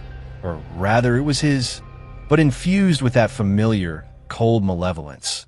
The lips curled into that predatory smirk he knew so well. It was there, then gone, replaced by his own startled, fearful visage as the bus lurched over a pothole. He pressed his face against the cool glass, trying to see it again, to confirm it, but it was gone. Had he imagined it? Or was the entity now capable of projecting its image, itself, into other mirrors, however imperfect? The incidents grew more frequent, more brazen. Walking down the street, he'd catch a glimpse of himself in a darkened shop window. For a split second, the reflection would hold his gaze with that unnerving, independent intensity, its expression one of cool, appraising contempt, before snapping back to a perfect mimicry of his own hurried, anxious glance. He began to dread walking past rows of shops, his head down, his gaze fixed on the pavement, terrified of what he might see looking back at him. The city, once a familiar landscape, became a gauntlet of potential mirrored ambushes. Even the mundane objects in his own apartment were no longer safe. The polished surface of his tea kettle, the dark screen of his laptop when it was powered down, the glass door of his microwave, all became potential canvases for the entity's fleeting, terrifying appearances. He'd be making tea, and for an instant, the distorted, fisheye reflection on the kettle would show a face contorted in a silent snarl. He'd be about to open his laptop, and the black screen would briefly flash an image of his own eyes, but filled with a chilling, alien hatred. These were not sustained encounters like those in the bathroom mirror. They were more like ghostly afterimages, flashes of malevolence that were gone before he could fully process them, leaving him shaken and doubting his own senses. Was it real? Or was his paranoia now so acute that he was projecting the entity's image everywhere? The most disturbing aspect of these spreading manifestations was a subtle but horrifying shift in the reflection's features. It was no longer just his face animated by a hostile intelligence. The entity, in these fleeting glimpses, seemed to be subtly altering its appearance, moving away from a perfect replica of Arthur Finch and towards something other. The cheekbones in the reflected face sometimes seemed sharper, more pronounced. The eyes, while still his color, occasionally appeared a shade darker, deeper set, lending them a more predatory, sunken quality. The cruel twist to its lips, that signature smirk, was becoming more ingrained, less an expression and more a permanent feature of its reflected physiognomy. It was as if the entity, having mastered the art of mimicking him, was now beginning to experiment, to sculpt his image into a form that better suited its own malevolent nature. It was becoming a grotesque caricature of Arthur, accentuating his worst potential features and adding in human tells, a slight, almost imperceptible sharpness to the reflected teeth, a gaze that was less human and more akin to that of a wolf assessing its prey. Arthur began to feel a profound sense of revulsion, not just at the entity, but at his own face, which was now inextricably linked with this monstrous other. He found it increasingly difficult to look at his own unaltered reflection, even in mirrors he believed to be momentarily safe, because he saw in his own features the potential for that other, terrifying visage. Had his own face always held the latent capacity for such cruelty? Were these subtle alterations simply an exaggeration of his own hidden flaws, his own unacknowledged darkness? The entity wasn't just stealing his peace of mind. It was stealing his very image, twisting it into something ugly and terrifying.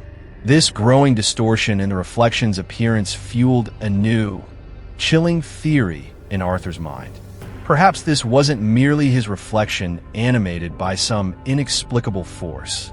Perhaps it was something older, something more elemental, a parasitic entity that had chosen him. using his image as a template, a starting point, but now slowly asserting its own true, or perhaps preferred, form. The folklore he had desperately begun to research online, late at night when sleep was impossible, was filled with tales of doppelgangers, of shadow selves, of ancient beings that could attach themselves to mortals, slowly supplanting them. Many of these tales spoke of mirrors as gateways, as traps, as cursed objects that could harbor such entities. He'd initially dismissed these stories as mere superstition, the fearful imaginings of a less enlightened age.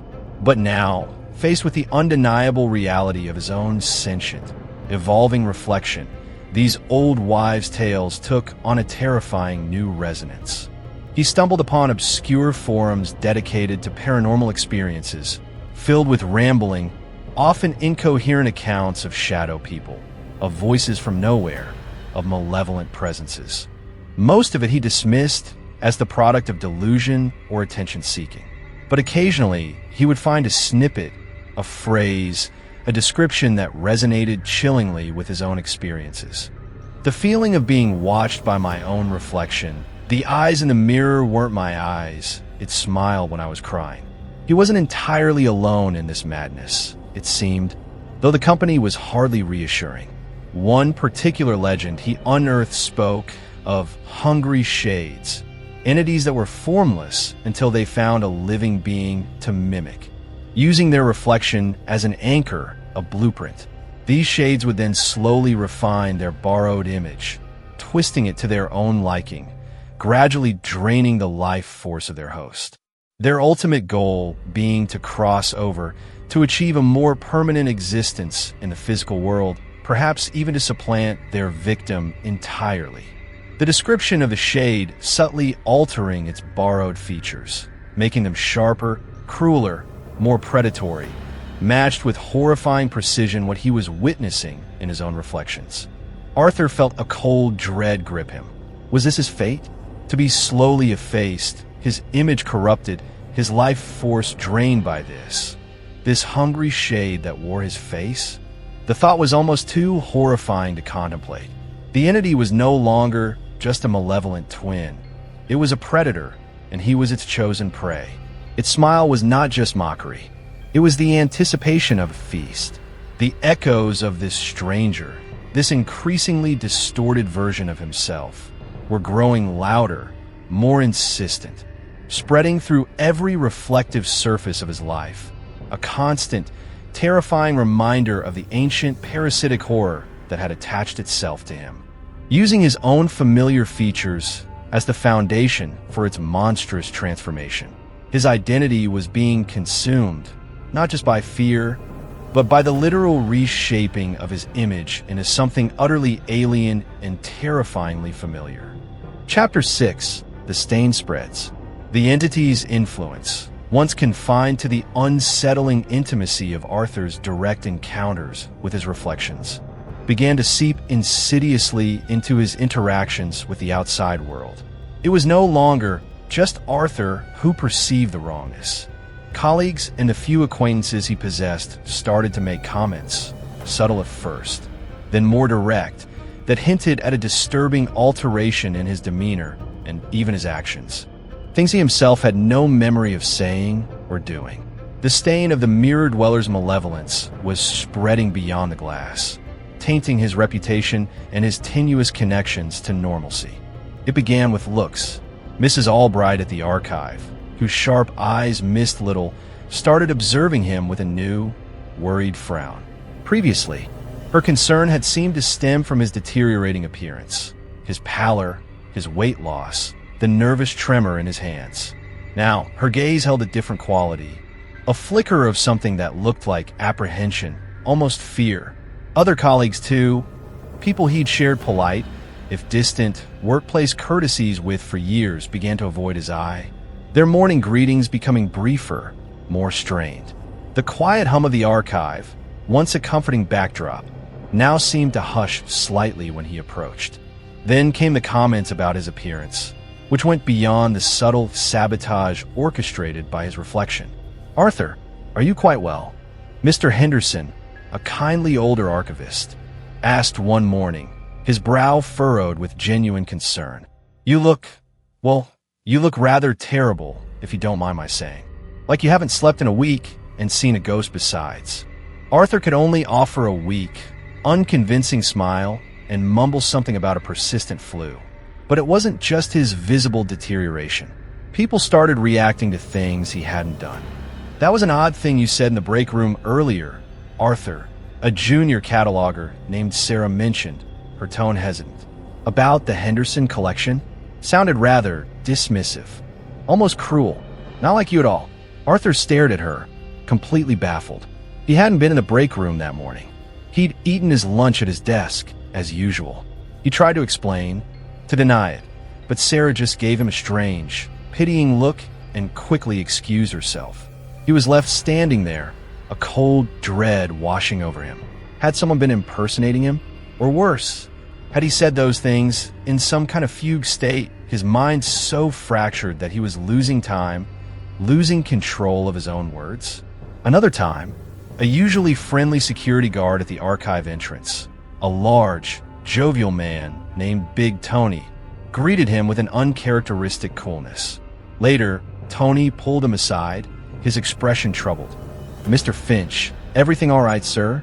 Heard you say something rather unpleasant under your breath as you passed Mrs. Henderson earlier. About her age. Not your style, Mr. Finch. Not at all." Arthur was horrified. He revered Mrs. Henderson, a woman who had dedicated her life to the archives. He could never say such a thing. He vehemently denied it. But Tony just shook his head sadly, unconvinced. "Sounded just like you, sir. Just meaner." The entity, it seemed, was no longer content to simply look out from the glass. It was finding ways to project its voice, its malice, into the real world, using him as an unwitting mouthpiece. Or was it something even more terrifying? Was it somehow briefly gaining control, overriding his own consciousness to utter these cruelties? The thought made him feel physically ill. He was becoming a vessel for its hatred, a puppet whose strings were being pulled from the other side of the mirror. The reflection's movements also began to have a more tangible, disruptive effect on his physical interactions. He would be reaching for a book on a high shelf, and his arm would suddenly jerk, seemingly of its own accord, sending other books tumbling to the floor. He'd be walking down a corridor and stumble, as if one leg had momentarily forgotten its function, narrowly avoiding a collision with a surprise colleague. These incidents were always accompanied by that fleeting, internal sensation of a push, a brief struggle for control, as if the entity were testing its ability to influence his motor functions. To onlookers, he simply appeared clumsy, disoriented, his physical decline mirroring his apparent mental unraveling. The most frightening aspect of this new phase was the dawning realization that the entity's influence might not require a reflective surface to manifest. The cruel words Sarah and Tony reported hearing. He hadn't been near a mirror on either occasion. This suggested a terrifying evolution. The entity was perhaps learning to project its influence, its voice, or even a degree of control, without the direct conduit of a mirror. Was it anchoring itself more deeply within him? Was the connection strengthening, becoming less dependent on external reflectors? The small objects in his apartment, which had previously been subject to minor, almost deniable disturbances, now suffered more overt manipulation. A book he'd left on his nightstand would be found splayed open on the floor across the room, its pages crumpled. A favorite teacup, one his mother had given him, developed a large, ugly crack as it sat on the kitchen counter, far from any source of impact. He found a series of deep, angry scratches on the polished surface of his wooden dining table, near where a small, decorative silver tray, a reflective surface he'd overlooked, sat. These acts of petty vandalism felt like a constant, low-level poltergeist activity designed to unnerve him, to remind him of the entity's presence and its ability to touch his world. Arthur felt increasingly isolated, not just by his own fear, but by the reactions of those around him. He was becoming a pariah, his behavior increasingly erratic and inexplicable to others. The carefully constructed facade of the quiet, meticulous archivist was crumbling, revealing a man who seemed to be teetering on the brink of madness. He knew they were whispering about him, their voices hushed with concern, or perhaps with a dawning fear of their own. The stain of the mirror entity was not just on his soul. It was spreading outwards, poisoning his relationships, his reputation, his very life. He was no longer just fighting for his sanity. He was fighting against becoming the monster the entity was painting him to be, both in the glass and increasingly in the eyes of the world. The man in the mirror wasn't just reflecting him anymore. It was actively, malevolently beginning to replace him, one cruel word, one unexplained action, one shattered piece of his life at a time. Chapter 7. The Glass Prison Bars.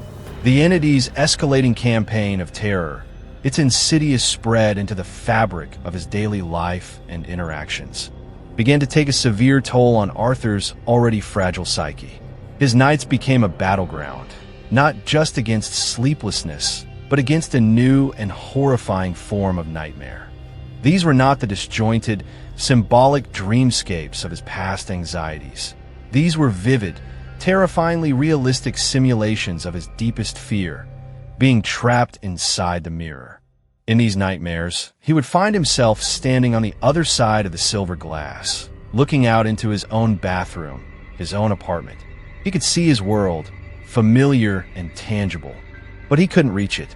He would press his hands against the cold, unyielding surface of the mirror, which, from his perspective, felt like a transparent wall, and see his own reflection. The entity on the other side, in his world, living his life. This mirrored usurper would move with a chilling confidence, a smug, triumphant smirk playing on its lips as it went about Arthur's routines, interacting with his possessions, sometimes even looking directly at him, the trapped original, with eyes full of cold. Mocking amusement, he would scream, pound on the glass until his fists were raw and bloody, but no sound would penetrate the barrier. He was a prisoner in a silent, reversed world, watching helplessly as his malevolent double reveled in its stolen existence. He would awaken from these nightmares with a strangled cry, drenched in sweat, his heart pounding, the visceral terror of being trapped and replaced clinging to him like a shroud. The glass, in his dreams, had become prison bars, and he was the inmate. The waking world offered little respite. The figure in the mirror, particularly in his bathroom, seemed to be growing more substantial, more vivid. Its colors, which had once been a slightly flatter, duller echo of his own, now seemed richer, its outlines sharper, its presence more defined, more three-dimensional. It no longer looked like a mere reflection. It looked like a solid being occupying the space just beyond the glass. Sometimes, when he dared to look, he could almost feel a palpable coldness emanating from the mirror surface, a subtle drop in temperature in its immediate vicinity, as if the entity were drawing heat from his world into its own. Its expressions, too, had gained a new potency. The hatred in its eyes was no longer a fleeting flicker, but a constant, burning intensity. Its smirks were deeper, more etched into its features, radiating a chilling confidence and a profound, predatory hunger. Desperate, and feeling his sanity fraying beyond repair, Arthur finally decided to seek help, a step he had resisted for so long out of fear of ridicule and disbelief. His first attempt was conventional. He made an appointment with Dr. Albright, his longtime physician. He tried to explain his experiences, stumbling over his words, acutely aware of how insane he must sound. He spoke of the reflections, independent movements, the mouthed words, the alterations in the mirrored world, the feeling of being watched, of being threatened. Dr. Albright listened patiently, her expression carefully neutral, but Arthur could see the skepticism in her eyes, the subtle shift in her posture that suggested she was dealing with a patient experiencing a profound psychological break. She asked gentle questions about his stress levels, his sleep patterns, his family history of mental illness. In the end, she prescribed him strong anti-anxiety medication and a sedative for sleep and recommended he see a psychiatrist, offering him a referral. Arthur left her office feeling more isolated than ever. The prescription slips in his hand feeling like a dismissal, a label of madness. He didn't fill the prescriptions. He knew, with a certainty that transcended any medical diagnosis, that what he was experiencing was not a product of a diseased mind. It was real. The entity was real. His next attempt to find help led him down a much darker, more esoteric path. He spent hours online, trawling through obscure forums and websites dedicated to the paranormal, to demonology, to folk magic and spiritual warfare. He waded through a morass of charlatans, fanatics, and the clearly delusional, but occasionally he found glimmers of something that resonated with his experience. Descriptions of parasitic entities, of mirror spirits, of ancient rituals designed to banish or bind such beings. It was through one of these forums that he found a name, a Mr. Silas Blackwood, a self-proclaimed paranormal consultant and spiritual interventionist. Blackwood's website was archaic, filled with cryptic symbols and grandiose claims. But there was a testimonial section with a few, vaguely plausible-sounding accounts of his successful interventions. Desperate, Arthur made contact. Mr. Blackwood turned out to be a gaunt, elderly man with piercing, unervingly pale eyes and a funereal black suit that seemed to swallow the light. He agreed to meet Arthur in a dimly lit, antique-choked study in his own rambling, decaying Victorian house on the outskirts of the city. Arthur recounted his story again, this time to an audience who listened not with skepticism, but with a grave, almost hungry interest.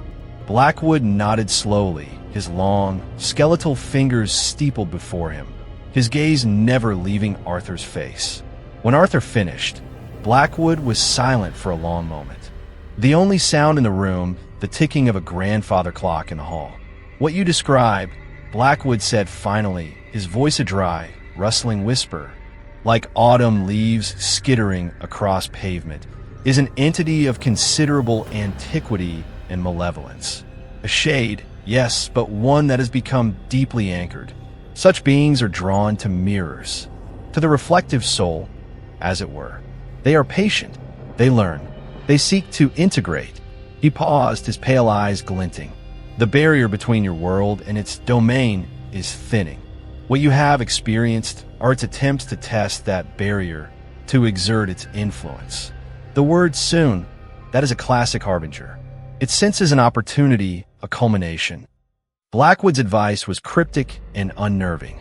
He spoke of ancient sigils, of specific herbs and incantations, of the need for a psychic severance. He warned Arthur that any attempt to banish such an entity was fraught with peril, that it could provoke a violent reaction, a final, desperate struggle for dominance. He sold Arthur a small, hand-stitched pouch filled with dried herbs, wormwood, rue, and something Blackwood called graveyard dust, and a tarnished silver locket containing a small, blackened shard of obsidian. He instructed Arthur on a complex ritual involving consecrated salt, blessed water, and the recitation of a long, guttural incantation in a language Arthur didn't recognize.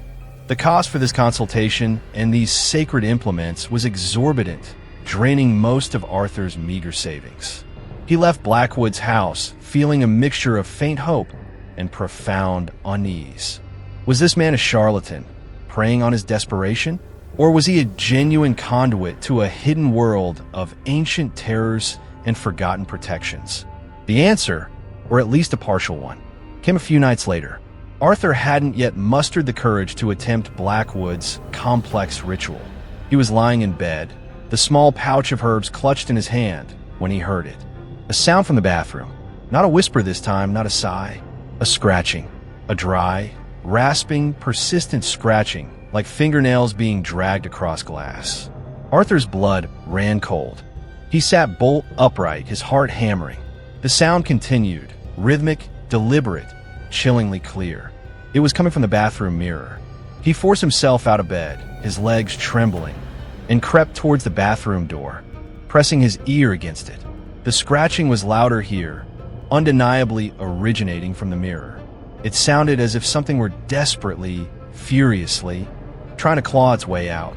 With a surge of adrenaline-fueled terror, he flung the door open.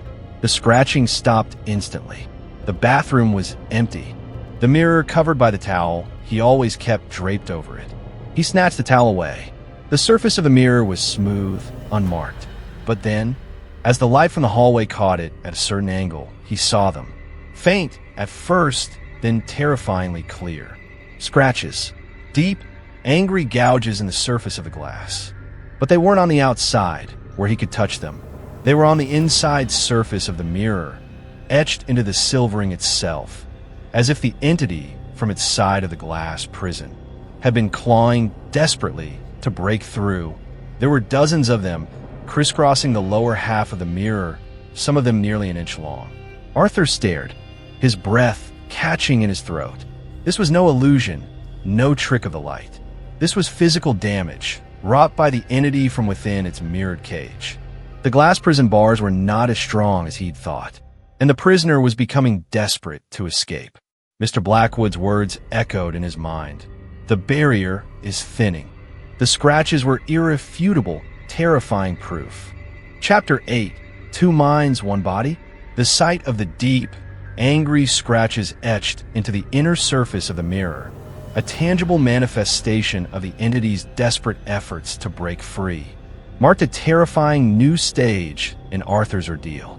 The entity was no longer content with psychological warfare or subtle manipulations of reflected reality. It was actively trying to breach the barrier to physically enter his world. This realization, coupled with Mr. Blackwood's ominous warnings, plunged Arthur into a state of near constant dread. He felt as if he were living on the edge of an imminent, violent invasion. The glass prison bars were demonstrably weakening, and the prisoner within was growing more furious, more desperate.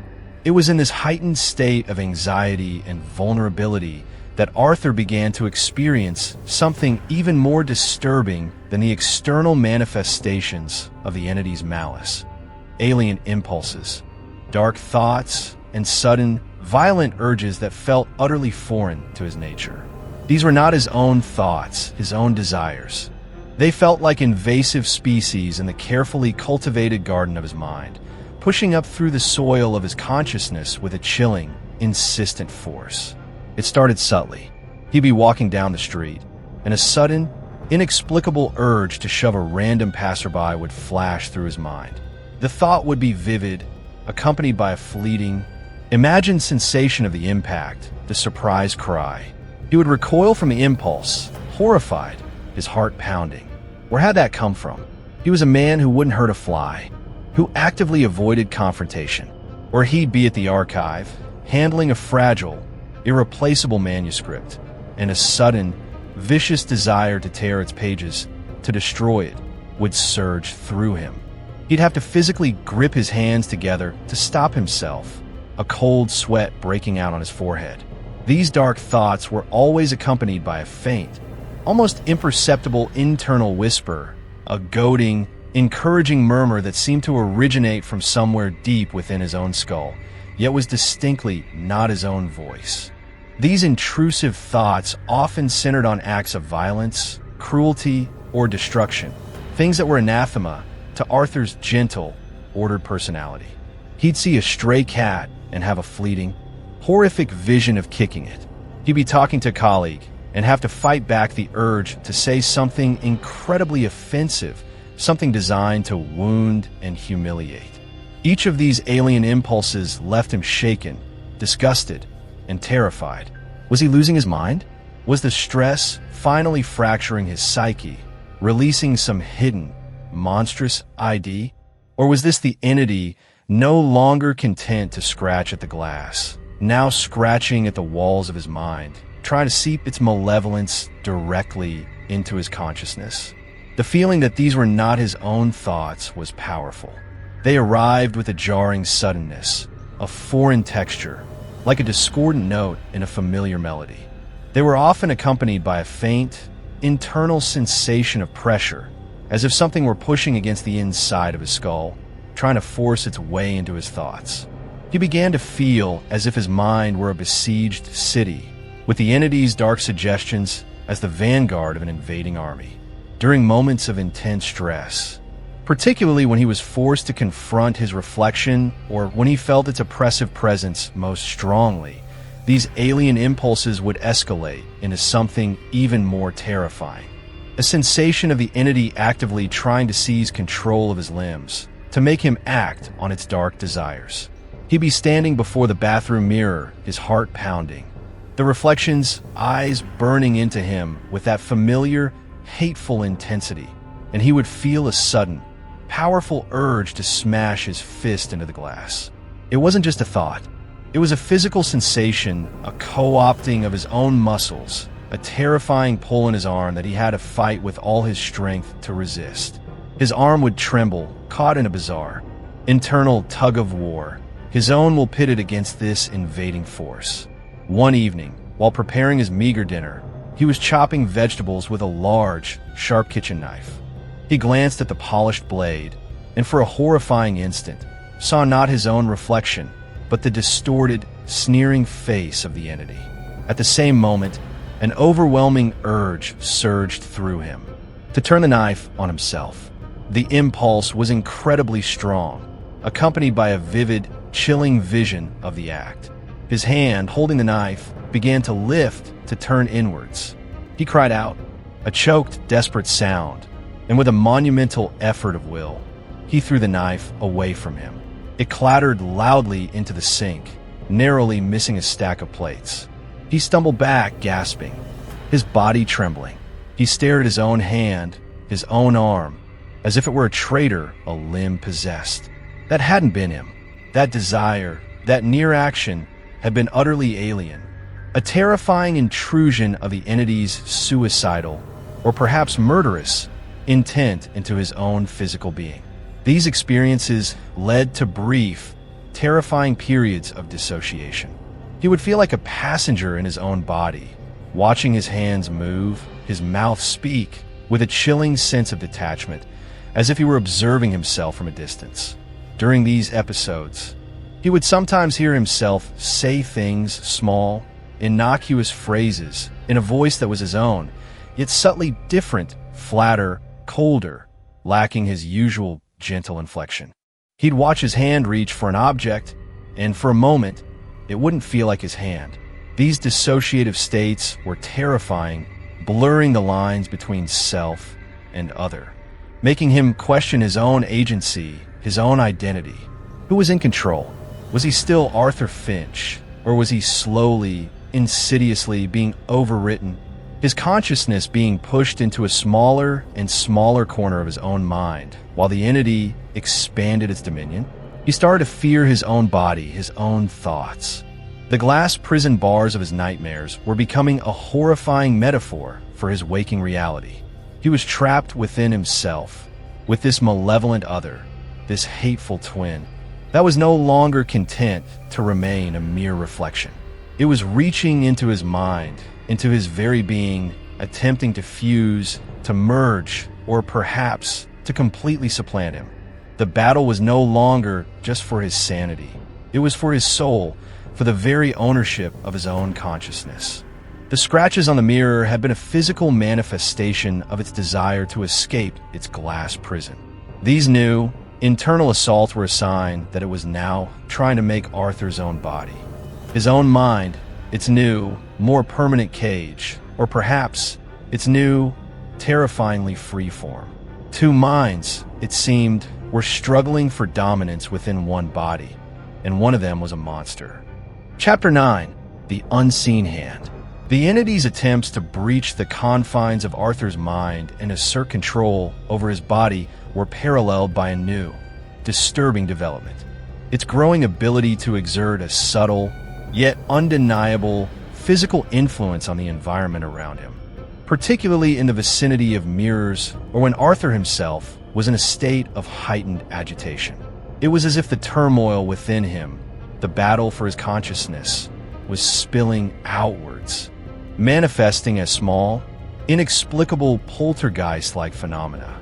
The unseen hand of the entity was no longer just scratching at the inside of the glass or nudging his thoughts. It was beginning to touch the tangible world. It started with small, almost imperceptible disturbances. Objects placed near mirrors, a pen, a book, his spectacles, would tremble or shift slightly when Arthur was particularly distressed or when he felt the reflections gaze upon him with unusual intensity. He'd be staring at his own hateful image in the bathroom mirror, his heart pounding, and the toothbrush in its holder would rattle, just for a second. He'd be anxiously pacing his living room, catching fleeting, malevolent glimpses of himself in the darkened television screen, and a small figurine on a nearby shelf would vibrate, its delicate porcelain form buzzing faintly. These were minor events, easily dismissed as vibrations from passing traffic or the settling of the old building. But their consistent correlation with his emotional state and the proximity of reflective surfaces began to form an undeniable pattern. The lights in his apartment also began to behave erratically, especially when he was engaged in one of his silent, internal struggles against the entity. He'd be staring into a mirror, fighting back a wave of nausea or a dark, intrusive thought, and the overhead light would flicker, sometimes dimming significantly before flaring back to full brightness. The bedside lamp, which had a polished chrome base, would often sputter and die if he looked at its reflective surface for too long while feeling particularly threatened. He replaced bulbs, checked wiring, but the problems persisted, always linked to those moments of intense psychological pressure, those confrontations with his mirrored tormentor. It was as if the entity's growing power, or the sheer force of their psychic battle, was disrupting the very flow of electricity around him. More unsettling were the auditory phenomena that now seemed to be directly linked to his physical presence, rather than just emanating from the bathroom. People began to report hearing him whisper threats or insults when he was certain he had been silent. These were not the vague, dismissible sighs or murmurs from before. These were distinct words, spoken in a voice that sounded like his, yet somehow off. A colleague at the archive, Miss Periwinkle, a timid woman who rarely spoke above a whisper herself, approached him one afternoon, her face pale, her eyes wide with fright. "Mr. Finch," she stammered, I don't mean to presume, but did you say something about fire just now as you passed my desk?" Arthur was bewildered. He'd been engrossed in a particularly complex genealogical chart and hadn't uttered a word. He assured her she must have misheard, but Miss Periwinkle shook her head, clearly terrified. "It sounded like you, Mr. Finch, but it was a horrible whisper, and it seemed to come from right beside me, even though you were several feet away." This ventriloquist effect became more common. He'd be standing in a queue at the post office, lost in his own anxious thoughts, and the person in front of him would turn around with a glare, asking him why he'd made a disparaging remark about their hat. He'd be sitting quietly on the bus, and the passenger next to him would shift away uncomfortably, muttering about creepy whispers. Arthur was mortified, confused, and increasingly terrified. The entity was using his voice, or a chilling facsimile of it, to sow discord and fear, making him appear overtly threatening and unhinged to those around him. It was as if it could project its voice, focusing it near him, using his presence as an anchor for its malevolent utterances. The most direct and undeniable manifestation of the entity's unseen hand came with its ability to exert a minor telekinetic force on objects very close to a mirror surface. On his side of the glass, he first witnessed this with a chilling clarity in his bathroom. He had, in a moment of desperate defiance, decided to try and shave normally to stare down the entity. To refuse to be intimidated, he placed his shaving brush on the edge of the sink, about an inch from the mirror. As he lathered his face, his eyes locked with the cold, hateful gaze of his reflection. He saw the mirrored brush tremble. Then, to his utter horror, the actual brush, the one on his side of the glass, slowly, deliberately rolled off the edge of the sink and clattered onto the floor. There had been no tremor in the building, no accidental nudge from his own hand. He had been perfectly still, his attention fixed on the mirror. The brush had moved on its own, propelled by an unseen force that seemed to emanate from the glass itself. He stared at the fallen brush, then back at the reflection. The entity's lips were curled into that familiar, triumphant smirk. It had moved an object in his world. The barrier was not just thinning. It was becoming permeable to its influence. Similar incidents followed. A pen left near a small, polished silver picture frame on his desk rolled off, seemingly of its own accord, while he was experiencing a particularly vivid and disturbing intrusive thought. A single chess piece, part of an old set he kept on a side table with a mirrored top, toppled over without any apparent cause while he was staring at his distorted reflection in the tabletop. These were not dramatic, violent acts of telekinesis, but small, subtle manipulations, yet they were profoundly terrifying. They demonstrated a growing power, a burgeoning ability for the entity to reach across the dimensional divide and interact, however minimally, with his physical reality. Arthur felt as if the very air around him was becoming charged, alive with the entity's malevolent energy. His apartment, once his sanctuary, now felt like a cage he shared with an increasingly powerful and interactive jailer. The unseen hand was no longer just a metaphor for the entity's psychological influence. It was becoming a literal, if invisible, appendage capable of touching, moving, and disrupting his world. The battle was escalating, moving from the internal landscape of his mind and the visual trickery of reflections into the tangible, physical realm. The entity was no longer just watching and waiting. It was beginning to actively, physically, assert its presence, its power, its terrifying, unseen hand reaching out from the silver depths to grasp at his reality. Chapter 10, A Darker Likeness. The entity's burgeoning ability to interact with the physical world was accompanied by an even more horrifying transformation. Its appearance in the mirror, once a near-perfect, if malevolent, copy of Arthur, began to degrade, to distort into something increasingly monstrous and less recognizably human. It was as if, with each new assertion of its power, with each successful breach of the barrier between worlds, it shed a little more of its borrowed human guise, allowing its true, or perhaps evolving, nature to peek through. The hungry shade theory, which Arthur had clung to with a mixture of terror and a desperate need for explanation, seemed to be proving chillingly accurate. The shade was indeed refining its image. But the refinements were not towards greater humanity, but towards a more overt, nightmarish form. The most noticeable change was in its eyes. While they retained Arthur's basic shape and color, they often seemed to possess an unnatural luminescence, a faint, internal glow that was particularly visible in dimmer light. It wasn't a reflection of an external light source. It was a soft, phosphorescent quality that emanated from within the mirrored irises, like dying embers in a hearth, or the bioluminescence of some deep-sea creature. This internal light gave the reflection's gaze an even more predatory, inhuman quality, making it seem as though it could see in the dark, or perhaps see into Arthur's very soul. Its skin, too, began to take on a subtle but persistent alteration. Arthur's own complexion, while pale, was still within the normal human spectrum.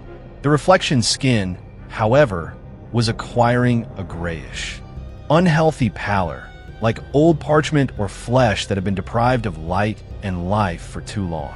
It looked sallow, almost waxy, and sometimes around the eyes and mouth. It seemed to develop a faint, bruised, purplish undertone, as if the very essence of its being were corrupt and decaying, even as its power grew. The subtle sharpness he'd previously noted in its features became more pronounced. The cheekbones grew higher, more angular, lending its face a gaunt, skeletal appearance. The jawline seemed to tighten, to become more prominent, giving a look of grim, unyielding determination. And its teeth. Arthur tried not to look at its mouth too often, but when he did, especially when it offered one of its chilling, silent grins, he could swear that the reflected teeth were subtly longer, sharper, more pointed than his own. They weren't fangs, not yet, but they were undeniably less human, more akin to the dentition of a predator. The overall effect was that the entity in the mirror was no longer just Arthur with a sneer. It was becoming a grotesque caricature, an unholy fusion of his features and something ancient, something starved, something utterly alien. It was as if the entity were slowly shedding the ill-fitting skin of his likeness, allowing its truer, darker form to emerge. The more power it gained, the less it needed to rely on a perfect mimicry of him, and the more its innate monstrosity bled through the thinning veneer of his humanity. Arthur found this transformation profoundly, viscerally horrifying. It was one thing to be tormented by an evil twin. It was another entirely to watch that twin devolve into something that was barely recognizable as human. It still wore the foundational structure of his own face. It was a constant, terrifying reminder that this was not merely a psychological aberration, not just a fractured part of himself. This was something other, something ancient and predatory that had latched onto him, using his image as a disguise it was now beginning to discard as it grew bolder. More confident in its power, he became convinced that this was not simply his reflection animated by some generic malevolent force. This was a specific entity, a being with its own history, its own nature, its own horrifying agenda. The subtle clues, the increasing inhumanity of its appearance, its apparent ability to drain energy or exert physical force, its profound and ancient-seeming hatred, all pointed towards something far older and more sinister than a mere doppelganger. This was a parasite, and it had chosen him as its host, its gateway. It was using his life, his image, as raw material, and it was twisting that material into a form that better suited its own terrifying essence. This visual degradation, this emergence of a darker likeness, intensified Arthur's desperation. He pored over Mr. Blackwood's cryptic notes and the strange, guttural incantations he was supposed to learn, his fear warring with his skepticism. Could these archaic rituals truly combat a being that seemed to be rewriting the laws of physics and biology before his very eyes? Yet, what other options did he have? Conventional help had failed him. He was alone, facing an enemy that was not only growing stronger, but was also shedding its camouflage, revealing the true monster beneath. The transformation was not constant. Sometimes, particularly when he caught a fleeting glimpse of himself in an unexpected reflection, the entity would appear as a near-perfect, if malevolent, copy of himself. But in the sustained confrontations, in the charged atmosphere of his bathroom, the monstrous alterations were becoming more frequent, more pronounced. It was as if the entity couldn't or wouldn't maintain the disguise for long periods when under direct scrutiny, its true nature straining against the confines of his human features. Arthur began to fear what its final form might be, if this trend continued. What would be staring back at him from the mirror in a week, a month? A leering, skeletal demon with glowing eyes and sharpened teeth, still bearing the mocking outline of his own face? The thought filled him with a dread so profound it was almost paralyzing. The man in the mirror was no longer just a man.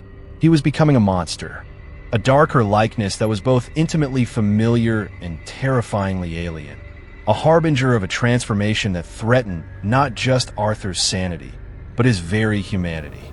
The reflection was a window into his own potential corruption, his own potential destruction, at the hands of a being that was slowly, inexorably revealing its true, horrifying face. Chapter 11. The Exchange. The grotesque transformation of his reflection, coupled with the entity's escalating physical manifestations, finally pushed Arthur to a point of no return. He could no longer endure the passive torment, the slow erosion of his sanity and identity.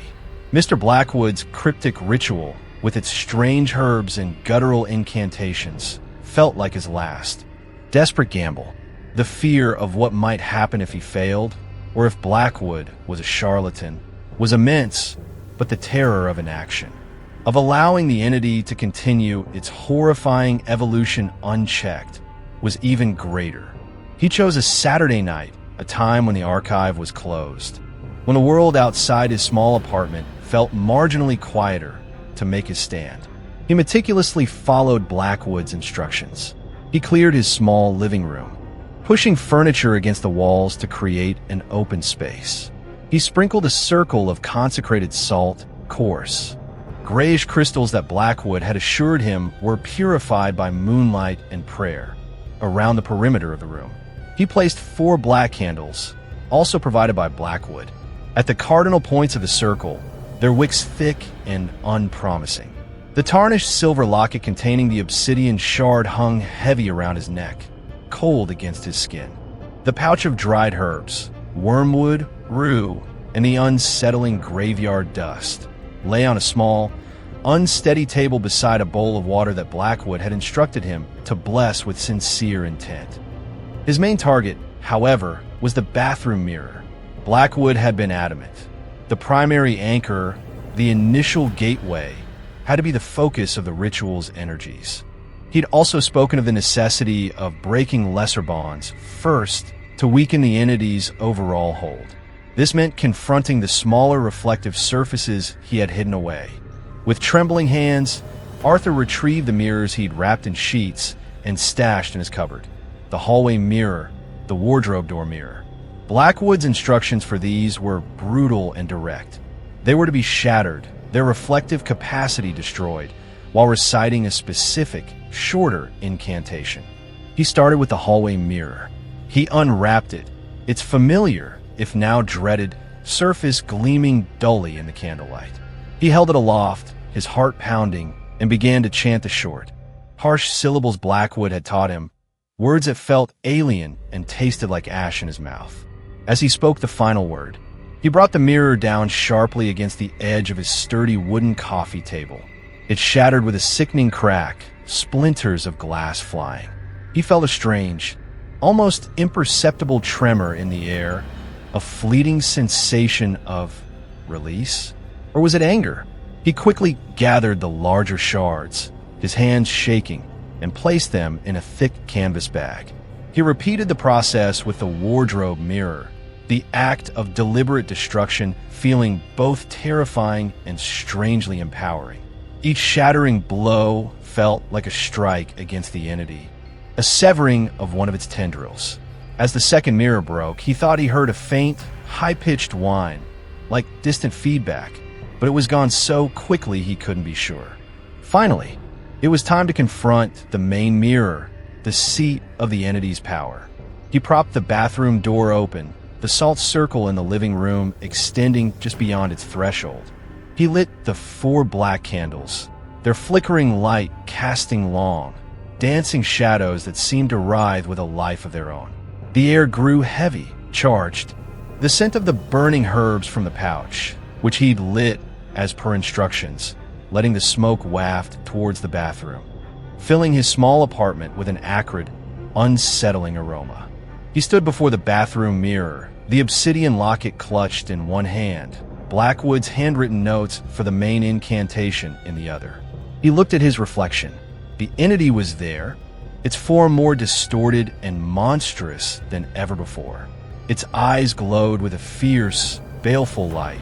Its skin was a ghastly, mottled gray, and its lips were pulled back in a silent snarl, revealing teeth that were undeniably longer, sharper. It seemed to sense what was coming, its entire posture radiating a furious, coiled energy. Arthur began to chant.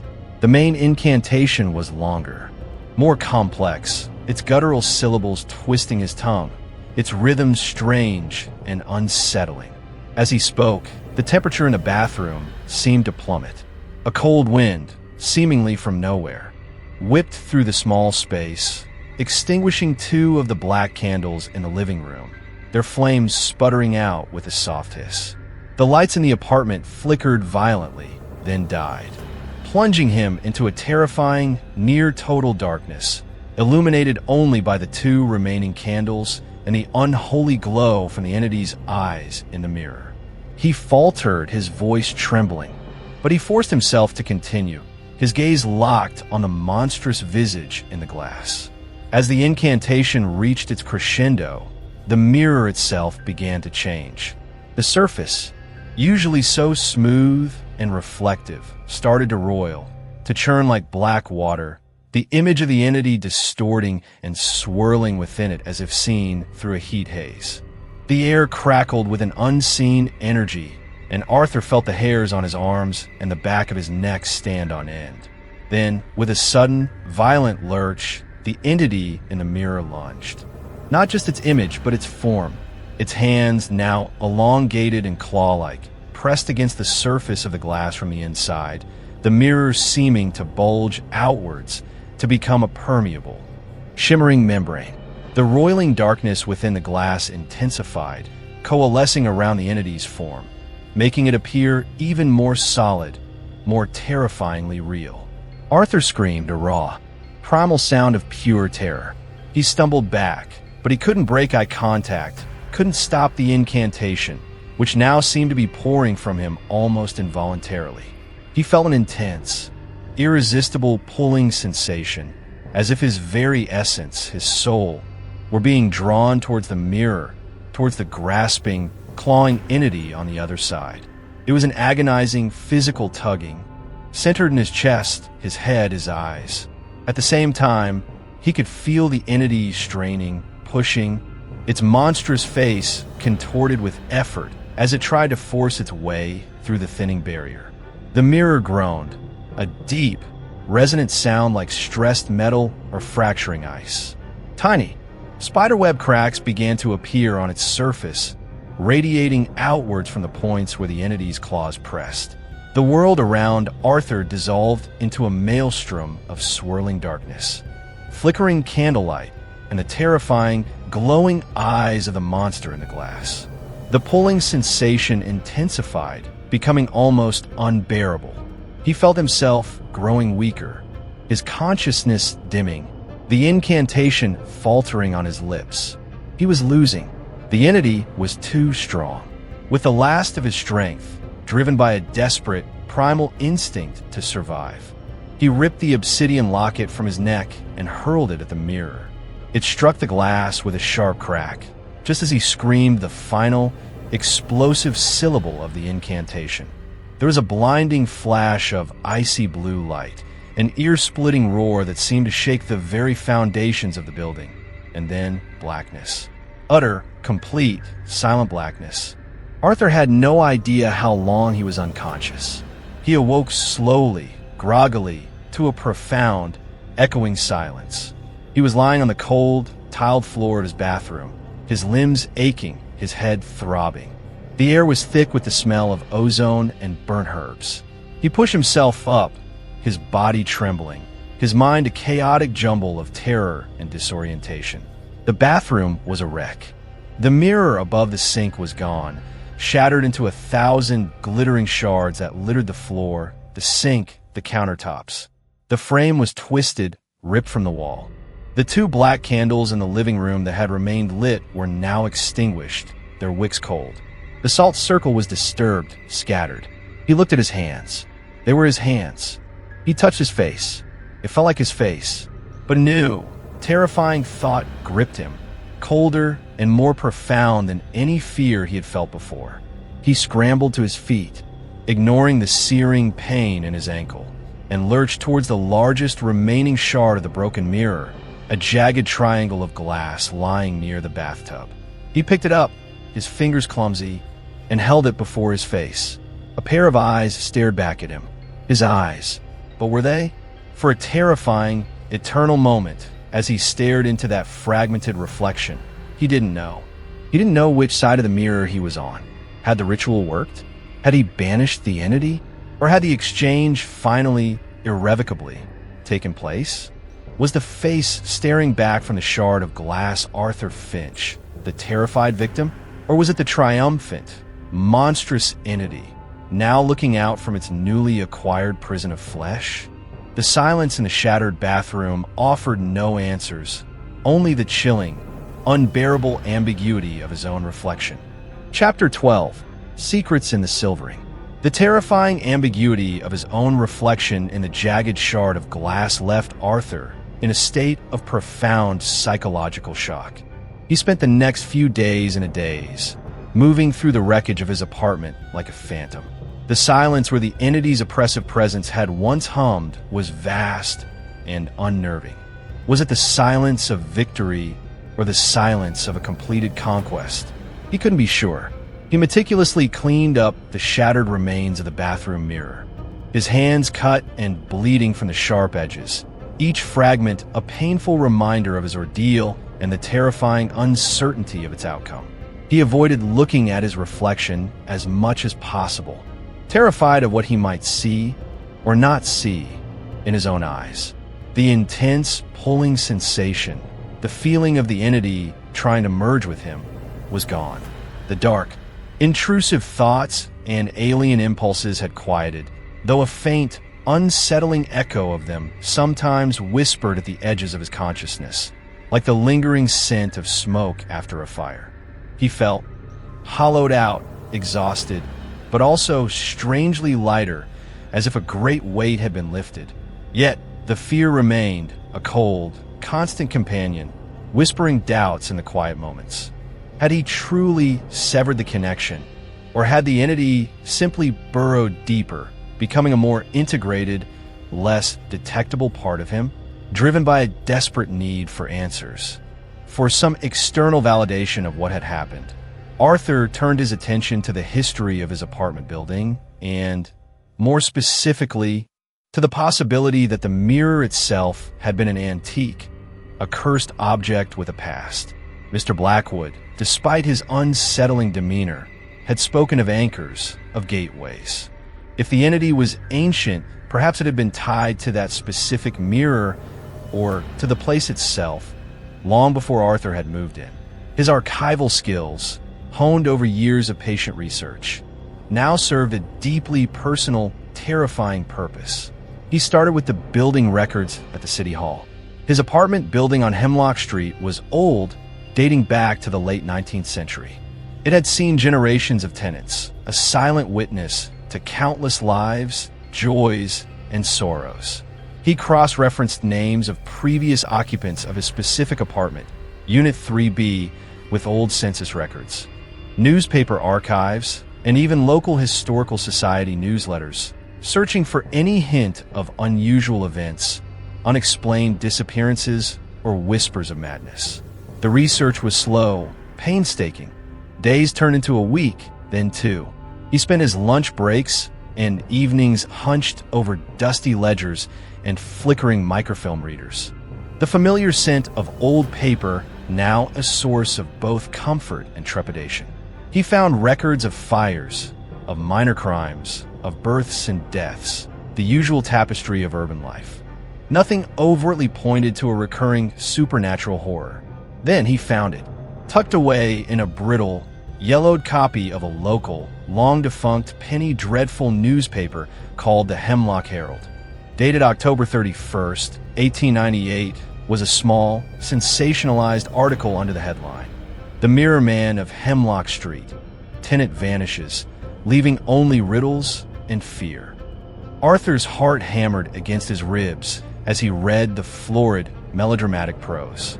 The article detailed the mysterious disappearance of a Mr. Alastair Crow, a reclusive artist who had been renting the very apartment Arthur now occupied. Crow had vanished without a trace, leaving all his belongings behind. The landlady, a Mrs. Grimsby, was quoted as saying Crow had become increasingly agitated and paranoid in the weeks leading up to his disappearance, claiming that his own likeness in the glass was trying to steal his soul. He had reportedly been heard shouting at his own reflection and had covered all the mirrors in his rooms with black cloth. The article ended with a lurid flourish, speculating about foul play or a descent into the abyss of lunacy. The Mirror Man, his own likeness trying to steal his soul. The parallels were chillingly, undeniably precise. This wasn't just happening to him. It had happened before in this very apartment. Further digging unearthed a brief follow-up piece a week later, reporting that Crow was still missing, presumed dead or absconded. There was a passing mention of a peculiarly large and ornate looking-glass that had been found in Crow's rooms, which the landlady had subsequently sold to an antique dealer. Could have been the same mirror? Had it, through some strange twist of fate or a persistent malevolent attachment, found its way back to this building, back to this apartment, decades later, to claim another victim? The most disturbing discovery, however, came not from newspaper, but from a box of uncatalogued ephemera he found in the archive's deep storage, material related to local artists from the turn of the century. Inside, among faded sketches and exhibition pamphlets, was a small, leather-bound diary. The inscription on the first page read, Aleister Crowe, his private musings and torments. Arthur's hands trembled as he opened the diary. The handwriting was spidery, agitated, the ink faded in places, but it was legible. He began to read, and a cold dread seeped into his bones, chilling him more profoundly than any of Mr. Blackwood's pronouncements. Crow's diary was a harrowing chronicle of a man's descent into a terror that mirrored Arthur's own with terrifying accuracy. Crowe wrote of the first flickers of independence in his reflection, the subtle lags, the expressions that weren't his own. He described the whispers he heard, the feeling of being watched, the objects that moved inexplicably. He detailed his attempts to reason with it, to fight it, his growing paranoia and isolation. He wrote of the entity's changing appearance, its features becoming sharper, crueler, tinged with a graveyard pallor. He even mentioned specific details that resonated with Arthur's own experiences, the reflection mouthing silent words of hatred, the feeling of its coldness, the oppressive sense of its ancient, malevolent intelligence. It wants to live, Crowe had scrawled in one particularly agitated entry, the pen strokes digging deep into the paper. It hates me for my warmth, my breath, my life. It covets what it does not possess. It is a shade, a hungry shade, and I am its chosen vessel. It whispers of an exchange, a crossing over. It promises an end to my torment if I will only let it in. The final entries were brief, frantic, almost incoherent. The glass is thin, it scratches it wants out. Soon. And then, the last entry, dated the day before his reported disappearance. The ritual, my only hope, or my damnation. Tonight, I face the man in the mirror. One of us will not see the dawn. Arthur closed the diary, his mind reeling. Aleister Crowe had faced the same entity. He had even attempted a ritual, and he had vanished. Had Crowe's ritual failed, or had it succeeded, but in a way that meant his own destruction or absorption?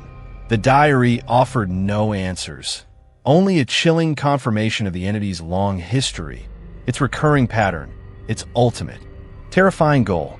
It wasn't just about torment. It wasn't just about psychological warfare. The entity, the mirror man, the hungry shade, whatever it was, it wanted to replace its victims. It wanted to cross over, to live, to feed on the life it stole. And it had done this before, or at least it had tried. Arthur now understood the true stakes of his battle. He hadn't just been fighting for his sanity. He had been fighting for his very existence, for his soul. The shattered mirror in his bathroom was not just broken glass. It was the site of a battle that had been waged at least once before, with a tragic, unresolved outcome. He had survived his own ritual, but the question still loomed, larger and more terrifying than ever. Had he truly defeated the entity? Or had Aleister Crowe's fate, in some unknown way, become his own? The secrets in the silvering, revealed through Crowe's tragic story, painted a horrifying picture of an ancient, recurring evil, and Arthur Finch was now inextricably part of its terrible legacy. Chapter 13, The Last Reflection. Aleister Crowe's diary, with its chilling echoes of his own ordeal, became Arthur's grim gospel. The knowledge that he was not the first to face this entity. This mirror man brought a strange, cold comfort, but also a profound sense of urgency. Crowe had vanished. Arthur was still here, albeit in a state of terrifying ambiguity. He reread Crowe's final, desperate entries about a ritual, about facing the man in the mirror. Had Crow attempted something similar to Blackwood's severance, or something else entirely? The diary was frustratingly vague on the details of Crow's intended solution. What was clear, however, was the entity's ultimate goal: replacement. It didn't just want to torment. It wanted to live, to inhabit, to usurp. The shattered mirror in his bathroom felt less like a victory and more like a temporary reprieve, a disruption of its primary anchor. But what if fragments of its influence remained?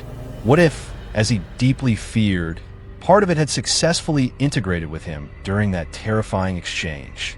The lingering, faint whispers at the edge of his consciousness, the occasional, fleeting alien impulse.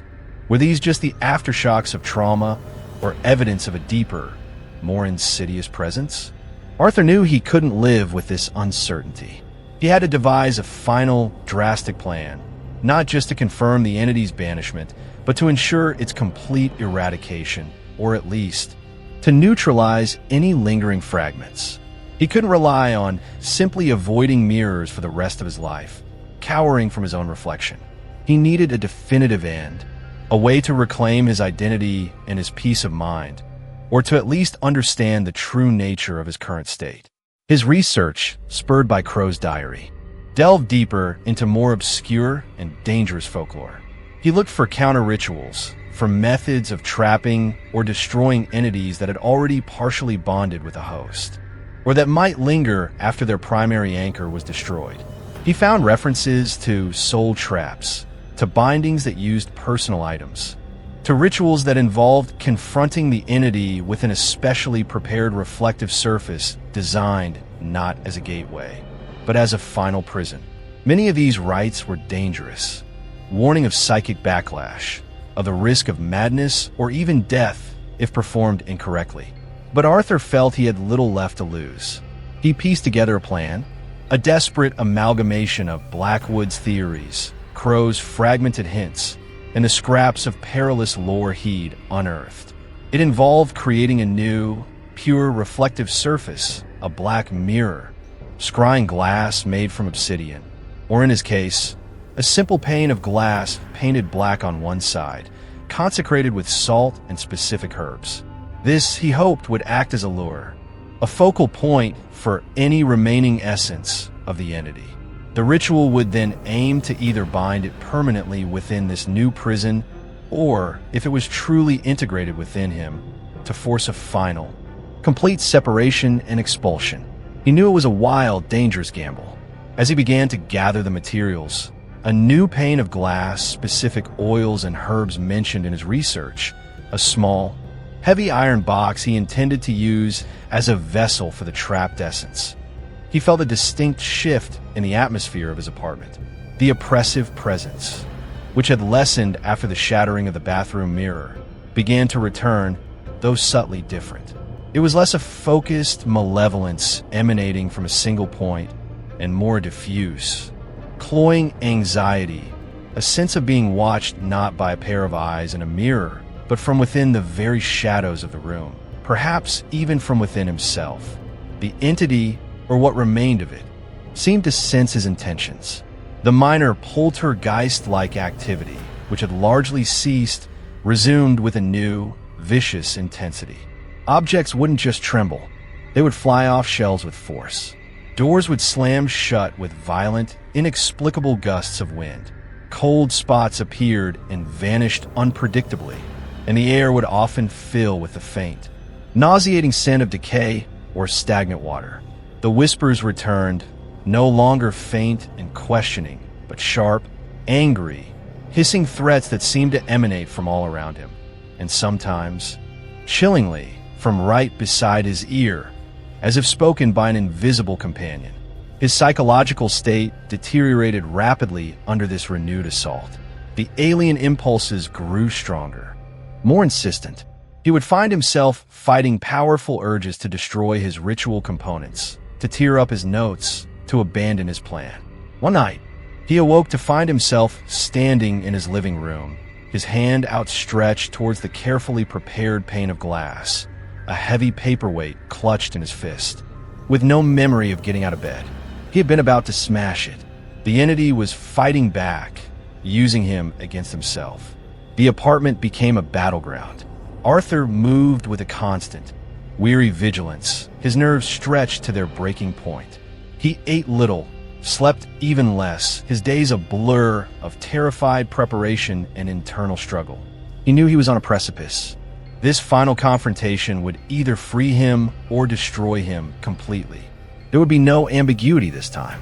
He chose the night of the new moon, a time often associated in folklore with heightened spiritual activity and the thinning of veils between worlds. He set up his makeshift altar in the center of his living room. The black-painted glass, propped up, surrounded by candles and the herbs prescribed by his research. The iron box lay open, ready. He wore the obsidian locket Blackwood had given him. Its cold weight a small, familiar comfort. As he began the incantations, a combination of Blackwood's rites and the fragmented phrases he'd gleaned from other sources, the room grew colder, the shadows deeper. The entity's resistance was immediate and violent. The candles flickered wildly, some extinguishing themselves only to reignite moments later with an unnatural, sickly green flame. A barrage of small objects flew across the room. Books, pens, loose change, as if hurled by an unseen, furious hand.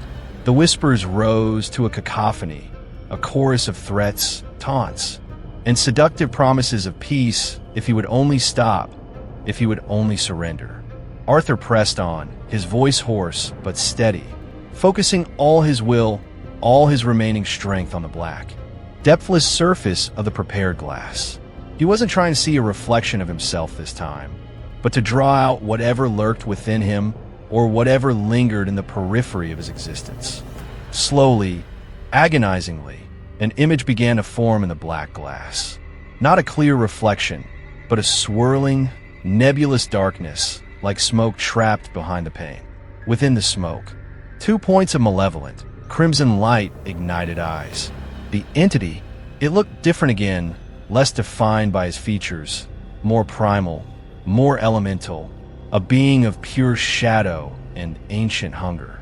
"You cannot bind me." A voice hissed, seeming to come from the black glass itself, and simultaneously from within Arthur's own head. It was a dry, sibilant whisper, filled with an ageless malice. "I am part of you now. To destroy me is to destroy yourself. Then we will be destroyed together." Arthur choked out, his gaze unwavering. The battle of wills was immense, a silent, psychic war waged across the threshold of the black mirror. Arthur felt that familiar, terrifying pulling sensation, but this time he fought it with every ounce of his being, pushing back, focusing all his hatred, all his pain, all his desperate desire for freedom into the incantation, into the obsidian glass. He could feel the entity's rage, its fear, its desperate struggle to maintain its hold. The room shook, the air vibrated, the remaining light from the candles casting his contorted face and the swirling darkness in the mirror into a terrifying tableau. He poured his very essence into the ritual, knowing this was his last chance, the ultimate confrontation. The last reflection would either be his salvation or his tomb. Chapter 14. After the shattering, the psychic battle raged, a silent, desperate war of attrition. Arthur felt his consciousness fraying, his energy draining as if an invisible siphon were attached to his very soul, drawing out his life force and channeling it into the black mirror.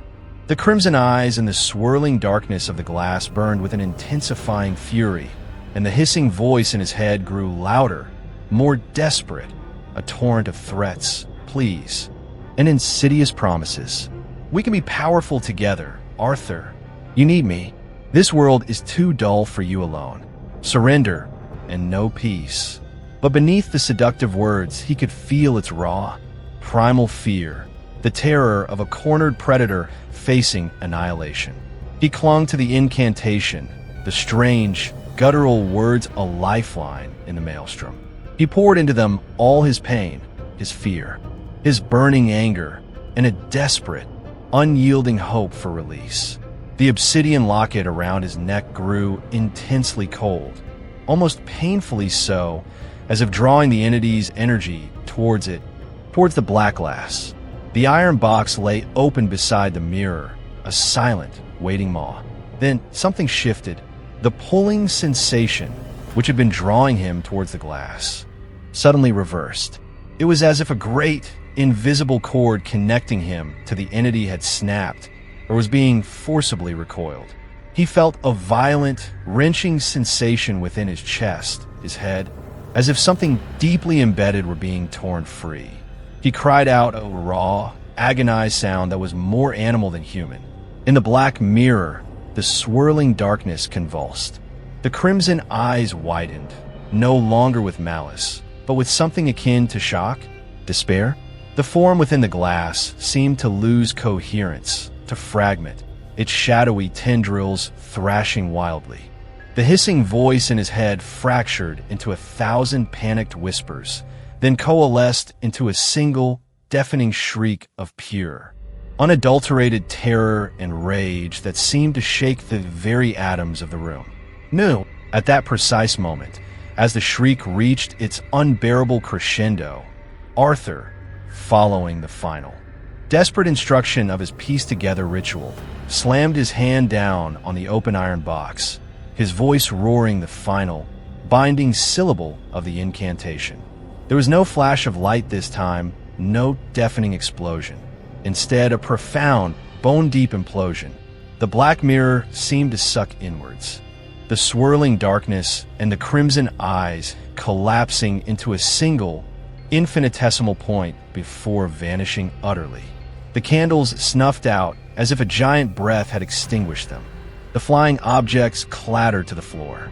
The oppressive atmosphere vanished, replaced by a sudden, shocking, and absolute silence. Arthur collapsed, his body hitting the floor with a heavy thud. He lay there, gasping, his limbs trembling violently, his mind a complete blank. He felt empty, utterly, profoundly empty. But it was not the hollowness of despair. It was the emptiness of a space cleared, of a burden lifted. Slowly, painstakingly, he pushed himself up. The room was dark, save for the faint moonlight filtering through the window. The black-painted glass stood on its makeshift altar, now just a pane of inert, darkened glass. The iron box was closed. He had no memory of closing it, but his hand throbbed as if he'd slammed it down with great force. He crawled towards the box, his movements weak and uncoordinated. He touched its cold, metallic surface. It felt normal. There was no vibration, no emanating coldness, no sense of a trapped, furious presence. Was it over? Had it worked?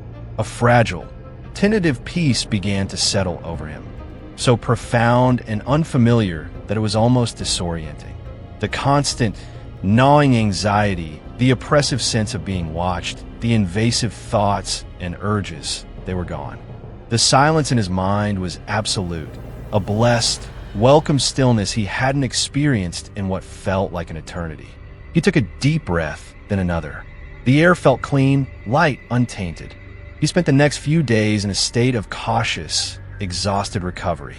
He slept, truly slept, for the first time in months, deep, dreamless sleeps that left him feeling refreshed, if profoundly weary. He moved through his apartment, and it felt like his apartment again, no longer a battleground or a prison. The shadows were just shadows. The creaks were just the old building settling. The lingering paranoia, however, was a harder beast to slay. He found himself still avoiding his own gaze and the few remaining reflective surfaces, the kettle, the darkened television screen. The habit of fear was deeply ingrained. Each time he caught an accidental glimpse of himself, his heart would stutter, a phantom echo of the old terror. But the reflection that looked back was just him. Tired, yes. Haunted, undoubtedly. But ordinary. Passive. There was no alien intelligence in the eyes, no cruel smirk on the lips. Just Arthur Finch, a man who had been to hell and, somehow, found his way back. He meticulously removed every trace of the entity from his life. The shattered remains of the bathroom mirror had long been disposed of. Now, He gathered the shards of the hallway and wardrobe mirrors he had broken during Blackwood's ritual, placing them in the canvas bag. He took the black painted glass, the iron box, which he still couldn't bring himself to open, but which he now kept wrapped in layers of consecrated cloth and locked in his deepest cupboard alongside the mirrors, and the pouch of unused herbs. He carried them all, late one night, to a distant, disused industrial wasteland on the edge of the city, a place of rubble and forgotten things. There, he'd dug a deep hole and buried them, offering a silent, wordless prayer for Alistair Crowe and for himself. He began to rebuild his life, piece by painstaking piece. He returned to the archive, his colleagues noting his improved appearance, his calmer demeanor, though the haunted look in his eyes, he knew, might never fully fade. He started eating properly again, finding a quiet joy in the simple routines he had once taken for granted. But the fear, though diminished, remained a shadow in his mind, a permanent scar. He knew he would never look at any mirror, in quite the same way again. He had faced the abyss that could lurk behind the silver glass, the monster that could wear his own face. He had survived, but the knowledge of what lay there, of what could lie there, would be with him always. The shattering was over, but the echoes of the glass and the darkness it had contained would forever be a part of him. He was free, but he would never be entirely fearless. Chapter 15. The Man Who Wasn't There. Weeks turned into months. Arthur Finch, against all odds, found a semblance of normalcy. The oppressive weight of the entity's presence had definitively lifted after that final, desperate ritual with the black mirror. The silence in his mind remained a blessed, unbroken peace that he cherished with a quiet intensity. He no longer woke in a cold sweat from nightmares of being trapped behind glass. The alien impulses, the dark, intrusive thoughts, had vanished completely. He was, for all intents and purposes, himself again, albeit a version of himself irrevocably scarred and forever changed by his ordeal. He continued his work at the archive, his meticulous nature now tempered with a newfound appreciation for the simple, tangible reality of the historical documents he handled. His colleagues, relieved by his apparent recovery, gradually relaxed around him, the worried glances replaced by polite, if still slightly cautious, smiles. Mrs. Albright even commented one afternoon that he seemed to have found his footing again, a remark that brought a faint, genuine smile to Arthur's lips. He was finding his footing, indeed, on ground that no longer felt as if it might crack open at any moment to reveal a malevolent, mirrored abyss. He even, tentatively, began to reintroduce mirrors into his life, albeit with extreme caution. He bought a small, cheap shaving mirror, a simple, unadorned square of glass, and hung it in his bathroom. The first time he looked into it, his heart hammered, his breath catching in his throat. But the face that looked back was just his own, tired, lined, but undeniably his, passive and unremarkable in its mimicry. There was no flicker of independent malice, no subtle, chilling grin. Just Arthur. He still couldn't bring himself to have large mirrors in the apartment, and he found himself instinctively averting his gaze from shop windows or highly polished surfaces when out in public. But the paralyzing fear was slowly receding, replaced by ingrained, watchful caution. He never spoke of what had happened. Who would believe him? His experience existed in a realm beyond conventional understanding, a private horror that could not be shared without inviting disbelief or diagnoses of madness. Alistair Crowe's diary remained a secret, a grim testament to a shared terror, locked away with the iron box that held whatever it held. Sometimes, late at night, he would think about Crowe, wondering about the true nature of his disappearance, about the specifics of his failed ritual. Had Crowe been weaker, less desperate, or had the entity simply been stronger then?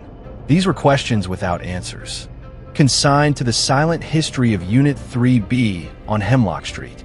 One crisp autumn evening, about 6 months after the final confrontation, Arthur was walking home from the archive. The city was alive with the sounds and smells of early evening. The rumble of traffic, the distant wail of a siren, the aroma of roasting chestnuts from a street vendor. He felt a quiet contentment, a sense of peace that was still novel enough to be noticed, to be savored. He thought, finally beginning to heal. As he passed a row of darkened shops, their windows reflecting the streetlights and the passing cars, he glanced, almost without thinking, at his own reflection moving alongside him in the large pane of a closed bookstore. It was a dim, fleeting image, just one of many in the urban nightscape. He saw his familiar silhouette, his slightly stooped posture, the way he carried his old leather satchel. And then, for a single, horrifying, heart-stopping microsecond, he saw it. The reflection smile. His own face was neutral, his thoughts on the groceries he needed to pick up. But the face in the darkened glass, his face, for that infinitesimal fraction of a moment, bore a smile. It wasn't the overt, monstrous grin of the entity at its peak. It was subtler, a small, knowing, almost conspiratorial upturn of the lips, accompanied by a fleeting coldness in the eyes, a flicker of an intelligence that was chillingly familiar. It was there, and then it was gone, so quickly he almost convinced himself he'd imagined it. A phantom limb of his old paranoia twitching, his reflection instantly corrected, its expression perfectly mirroring his own sudden, horrified intake of breath, his eyes wide with a renewed, sickening dread. He stopped dead in his tracks, staring at the now passive reflection in the shop window. Was it a trick of the light? A momentary stress-induced hallucination? Or had a fragment, a tiny, insidious sliver of the entity survived?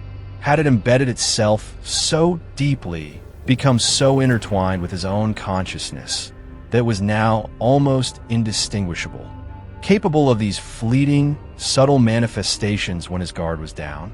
The peace he had so carefully cultivated shattered like fragile glass. The old, familiar coldness seeped back into his bones. He looked around wildly, half expecting the world to distort, the whispers to return. But everything was normal. The city bustled around him, oblivious. Only he had seen that fleeting, terrible smile. He stumbled home, his mind reeling.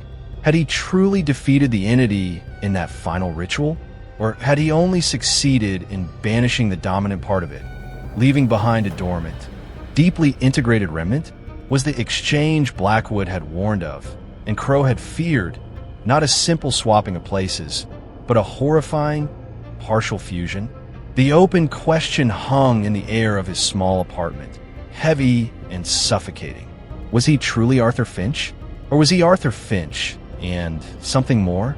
A man forever tethered to a shadow, a darker likeness that now resided not in the glass, but within the very fabric of his being, capable of surfacing in those unguarded moments, a silent, terrifying passenger. Or perhaps the entity he had fought was not unique. Perhaps it was, as the old lore sometimes hinted, one of many, a type of being that existed in the spaces between worlds, in the reflective depths. Had his ordeal somehow marked him, made him a beacon for others of its kind? Was that fleeting smile in the shop window not a remnant of his old tormentor, but the first, subtle greeting of a new one, patiently waiting, perhaps in the reflection of a stranger's eye, for a new mirror, a new host, a new opportunity? Arthur Finch would never know for sure. He would live out his days with this terrible, unanswered question, forever scrutinizing his own reflection, his own thoughts, searching for the slightest hint of that alien intelligence. That chilling, knowing smile. The man in the mirror might have been banished from the glass, but the terror, the uncertainty, the chilling possibility that a part of him wasn't truly him at all, would remain. The last reflection he had faced might not have been the last he would ever have to confront. And so, the tale of Arthur Finch and the man in the mirror comes to a close? Or does it? What do you think happened to Arthur? Was that fleeting smile his imagination, or something far more sinister? Let me know your theories in the comments below. If this descent into reflected terror chilled you to the bone, please conjure a like upon this video. And if you wish to explore more such shadowed corridors of the mind with me, Eli Nightfall, Be sure to subscribe and ring that notification bell so you don't miss a single whisper from the darkness. Your support helps keep these tales alive. Until next time, be wary of what looks back at you from the glass. You never truly know who or what might be waiting on the other side. Sleep well if you can.